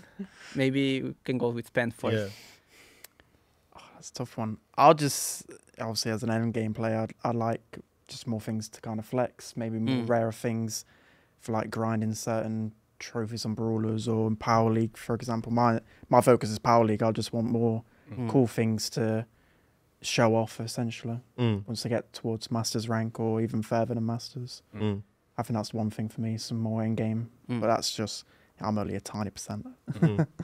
How many Masters do you have unlocked? I think I only have 3. Same as me. I can be a pro. Then it's your time to shine. I'm not throwing Adrian under the bus. Why does he have none? Oh. And It's not my fault. It's not. Ironically, Who are you blaming for that?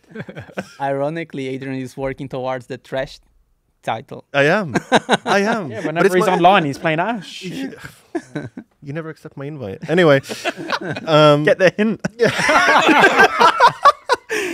Do not disturb instantly. Worthy of a title. Yeah. yeah. But how about you, Adrian? One thing to change in Brawl. It's a great question. I think we had this the last time as well. Yeah. And I think my answer would still be the same. It's something along the lines of it being easier to play with, let's say, 1 or 2 more people. Like just finding those people, being able to see what they want to play and so forth. I think it's really hard in today's world to actually group up and have a common goal or realize what your friends are currently doing and what they want to do. So something along those lines, for sure. Because I think the social experience is the most fun in Brawl when you're having a group of friends playing. I think that's the best experience. Cool. Do you want to go first, Frank? Or Jeff? You want to go first? I'd probably want to make Among Us in Brawl Stars. One thing is like completely changed the game. That's pretty sus. As a mode.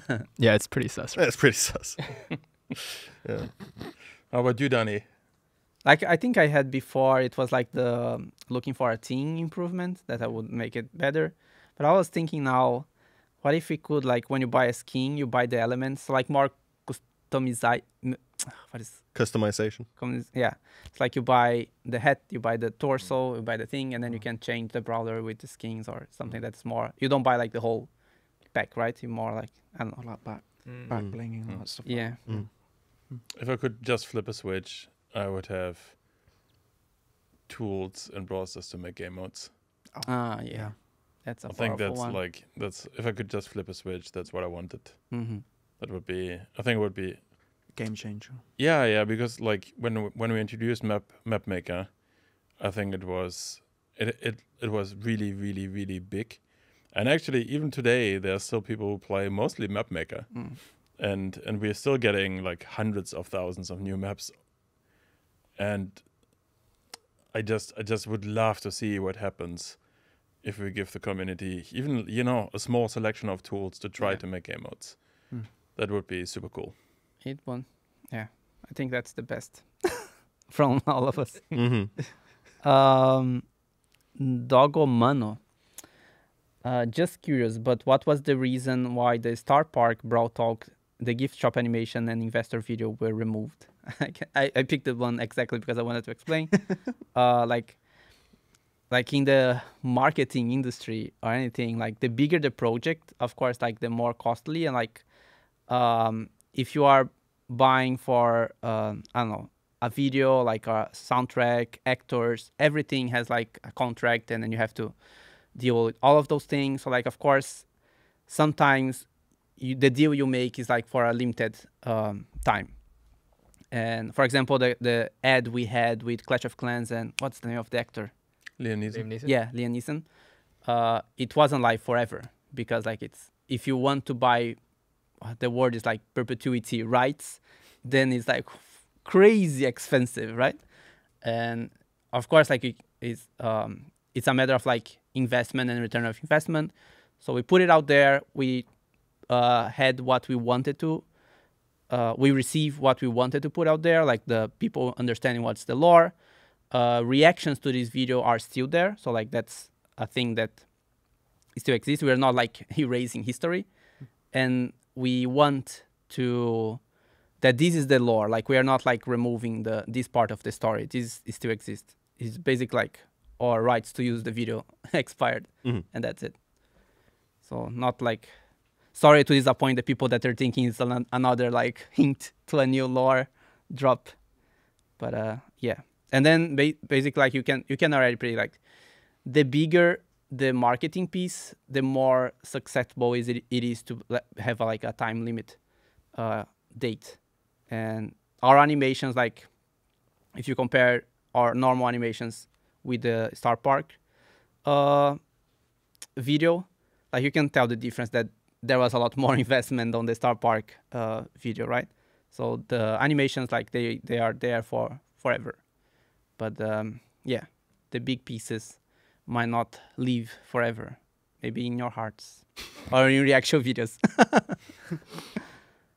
But yeah. Then Inferno Listicle. Please just tell me us whether this was rushed or not. It would explain a lot of the controversial decisions made this update. On that note, do Hypercharges correspond with the long-term plan for the game? Why do we have to wait 2 weeks for the new ability? So, I guess for the first question, like people are asking that a lot. Yeah. But I wouldn't say it was rushed because what we account for the time we had, it was delivered, right? We didn't have to push anything away. And nobody was like working very much overtime. Maybe there's a little bit overtime. But so then I don't think it was rushed. Of course, like the more time we have, the more discussions we can have and more changes it can be done. But it was like the implementation, it was after the July break. Like we had, I don't know, maybe 1.5 months to implement the things we wanted. So I wouldn't say rushed. And of course, like the more time we have, the more polished something will be. But we delivered what we expected to deliver. And yeah, and I think we're like cognizant of that, right? Like I think we think about that, you know, into the future updates too. Like, we live to get more time to polish everything. Yeah. And of course, there is like community expectations. We know that once like they reach 1 month playing the same Brawl Pass, like it tends to trend down. They're not more excited with the season anyway. Yes. So like we need to release something impactful. Otherwise, it just keeps. Yeah, maybe on the 2 week thing. Yeah. I think that's, you know, about the collector packs and you know, with Hypercharge, you know, we do have an intention to try to monetize the feature. You know, it's a big thing. We put a lot of effort into it. And we do want to generate revenue for it to help grow Brawl, right? It's the reality. And we do think about like, hey, we don't want to block this power thing. Like we don't want it to be pay to win. So it's like, how else can we monetize it well? One of the ways is early access, right? We feel like that's a good compromise and it's kind of a fair way to do it. Yeah. And we do learn a lot from what we've done, and we want to do some changes. We don't know exactly what, but we want to have a better drop release. Cadence. Yeah, cadence. That's the best word. And best meme. That's the name of the thing. What is your current opinion on the 10% upgrade? Any plans to revert it? A lot of people in the subreddit want it. Is there anything going on about the Brawl Pass Brawlers being OP?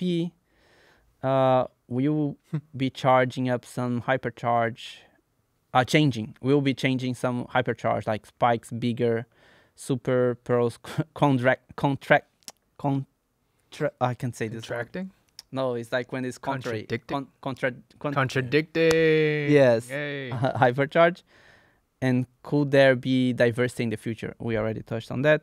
Will Hypercharge stat buff only be on speed, damage, or shield? Could be reload speed or something else.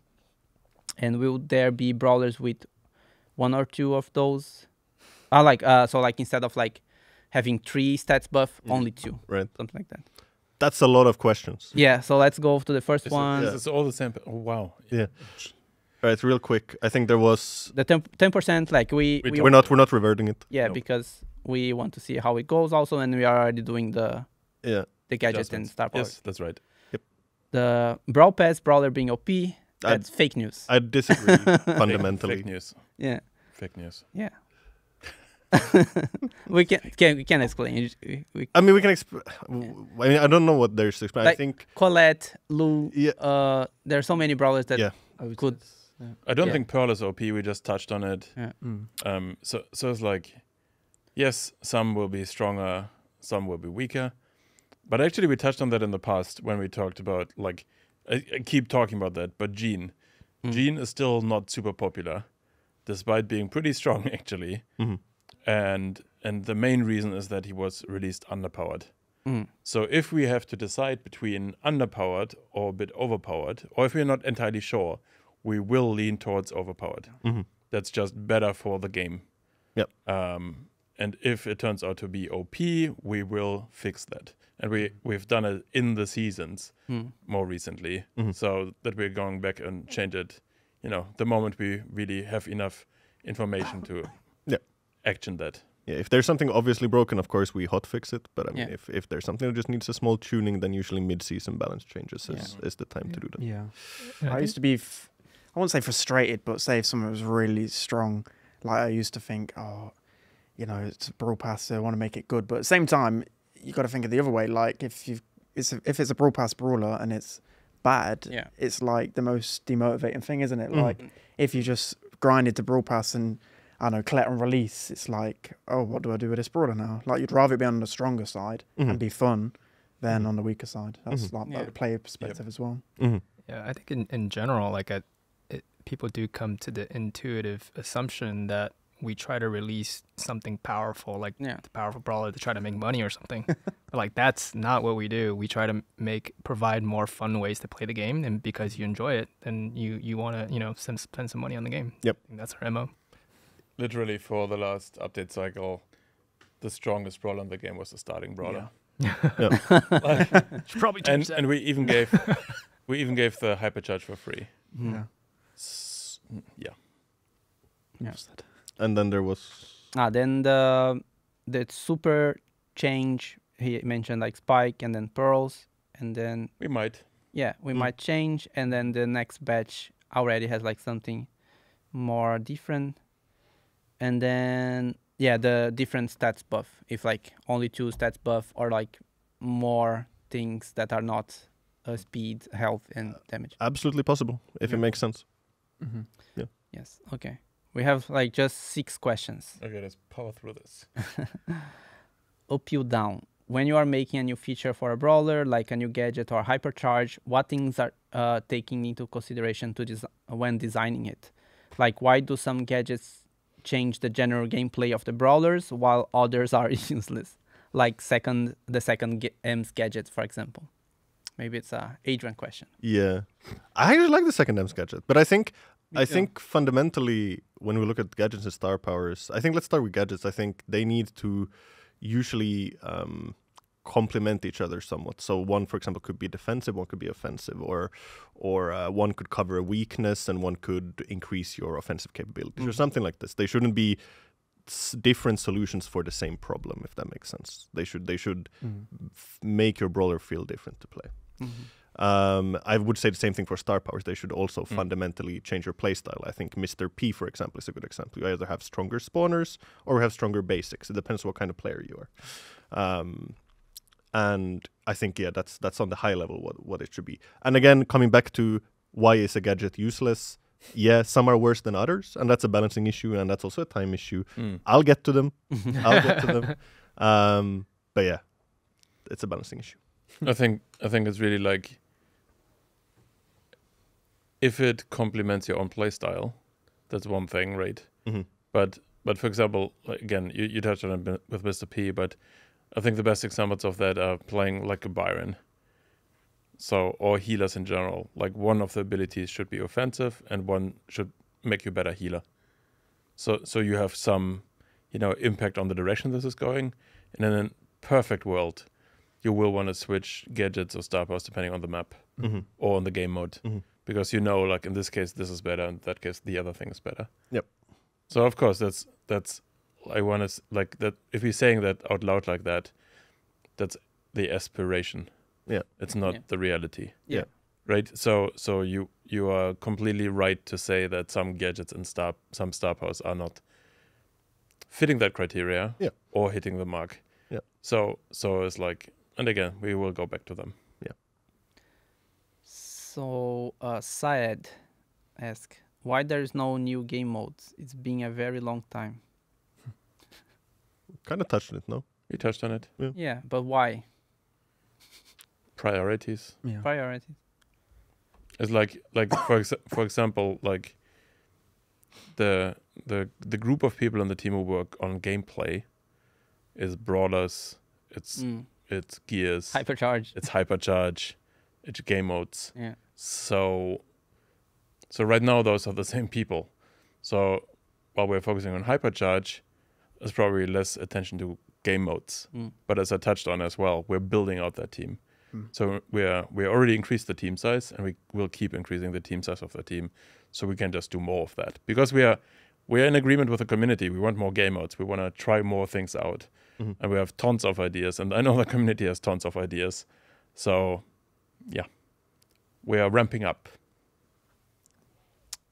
Super Green. What do you think about getting multiple rewards from Starr Drops and being able to choose which one you would get from it? I mean, amazing idea on the first part. Yeah. I think the choosing can be a double-edged sword. It's like you don't want to leave something on the table like, oh, I want both, and then I have to. It just makes it, it makes it awkward. I could kind of see a special edition Starr Drop, Maybe, which is like akin to Clash Royale's like lightning chest, where you choose between that or that. Yeah. But like for the normal Starr Drops, I think it's in the flow of things. It doesn't make sense. Yeah. Again, like as I don't know who said it, but like having it random allows you to give more, right? Yeah. Like the more options we have, the more stingy we have to be. Yeah, and like we can do rerolls, we can do pick, we can do recycle. There's all kinds of things we can do, but I think it's like the first step is we gotta make the base of it feel a little bit better. Yep. Okay, Duco. Why not have classic bow or classic Daryl for Brawly days, but instead give everyone a Supercell MAKE Colt skin? Either way, we get a free skin, but I do want to know why. Guess I can go through that. Like, first, Colt is super popular. Like, and the skins we gave before was like Jelly, Dynamite, Rico. Rico maybe is the least popular of these. Brock, yeah, Brock super popular as well. Like it is something that is for everyone, right? And even though Colt has like lots of skins, many of them are not always on. Like they have a billion football skins and a lot of like exclusive and special seasonal. over 9,000. Yeah. And then like still it is a really good thing for most of the players because they don't have any Colt skin. And come on, you are designing a free skin for the community. That's the coolest thing, right? So, I don't think like I think it's a cool thing, and we've been seeing a lot of cool designs so far. Yeah. People are really pushing for the mecha because they know it's free, so they are trying like, okay, let's go. 300 gems. Smart. Yeah. Smart. Yeah. But yeah, there's some really cool designs. SPC Omen. Is there a remote possibility that the Brawl Pass can no longer be purchased with gems? Dun dun dun. Dun dun dun. Is there? Yeah, we're discussing it. Yeah. Yeah, I think the reality of it is, majority of the gems spent for the Brawl Pass is from free gems. Obviously, it's not like a light decision. No. There's lots of pros and cons. No decision either way. I think we talk about it. I would like to add one thing though, because out of context, it's not like we're gonna if we make a change there, it's not just gonna be you cannot buy it for gems anymore, but everything else stays the same. The whole thing would change. It would be, like think of different cadence, different content. Things would change, like at the same time. So it wouldn't be apples to apples. Yeah. Yeah, the price thing is like a small part of it. I think there's tons of cool ideas we want to do for the Brawl Pass to make that even more exciting. Yep. Cool. Spen, since we are like on the last two questions, do you have anything for us? You have then 10 minutes to think about. Yeah. Go. No pressure. Yeah. No pressure. Average Mortis Enjoyer. Skip And that's the for question. you. Can we skip that? Is it for me? Yeah. Oh. What is the brawler you found the hardest to balance? not Mortis. He is one of the hardest. He probably That's- is. to be Yeah. fair. It's not Mortis. It's Carl. Carl. Yeah, Ah, yeah. He's OP or not. but yeah. I think I've touched on him before, but real quick, Carl is one of those brawlers that when you change a single parameter in anything, especially his main attack, he completely changes power levels. Because when you, for example, because of his unique main attack mechanic, right? So if you change, for example, the pickaxe speed, okay, that means he hits more consistently, so more DPS. He also reloads faster because the pickaxe returns faster. So even a small change on these things makes it completely different. And I mean, we see it, for example, when I changed him last. I mean, before the pickaxe speed star power was more used, and now again protective pirouette is used more. It completely switched. So any small change makes him flip completely. I think now he's on the stronger side, I would say. Maybe you agree. Yeah. But in general, he is by far the trickiest brawler to balance. And Jeff is insta picking him every power. Jeff game. is you're just a Carl main. I only play that Brawl. It's He is insta fun. lock. How do you feel about nerf Carl? I quit Brawl Stars. Oh, okay. Sorry, Don't can't do that then. I'm just kidding. Okay, yeah. But yeah, he's the hardest. Cool. Good question. I just want better skins for Carl. Okay. Yeah. The minecart thing isn't. If you could Yeah. change one thing, in the If I- game, would Yeah, I be- should change my answer. Better Carl skin. Yeah, not Among Us, just Carl skins. Yeah. Okay, I prepared this one for the last because it's the best question ever made by a player, by a human being actually.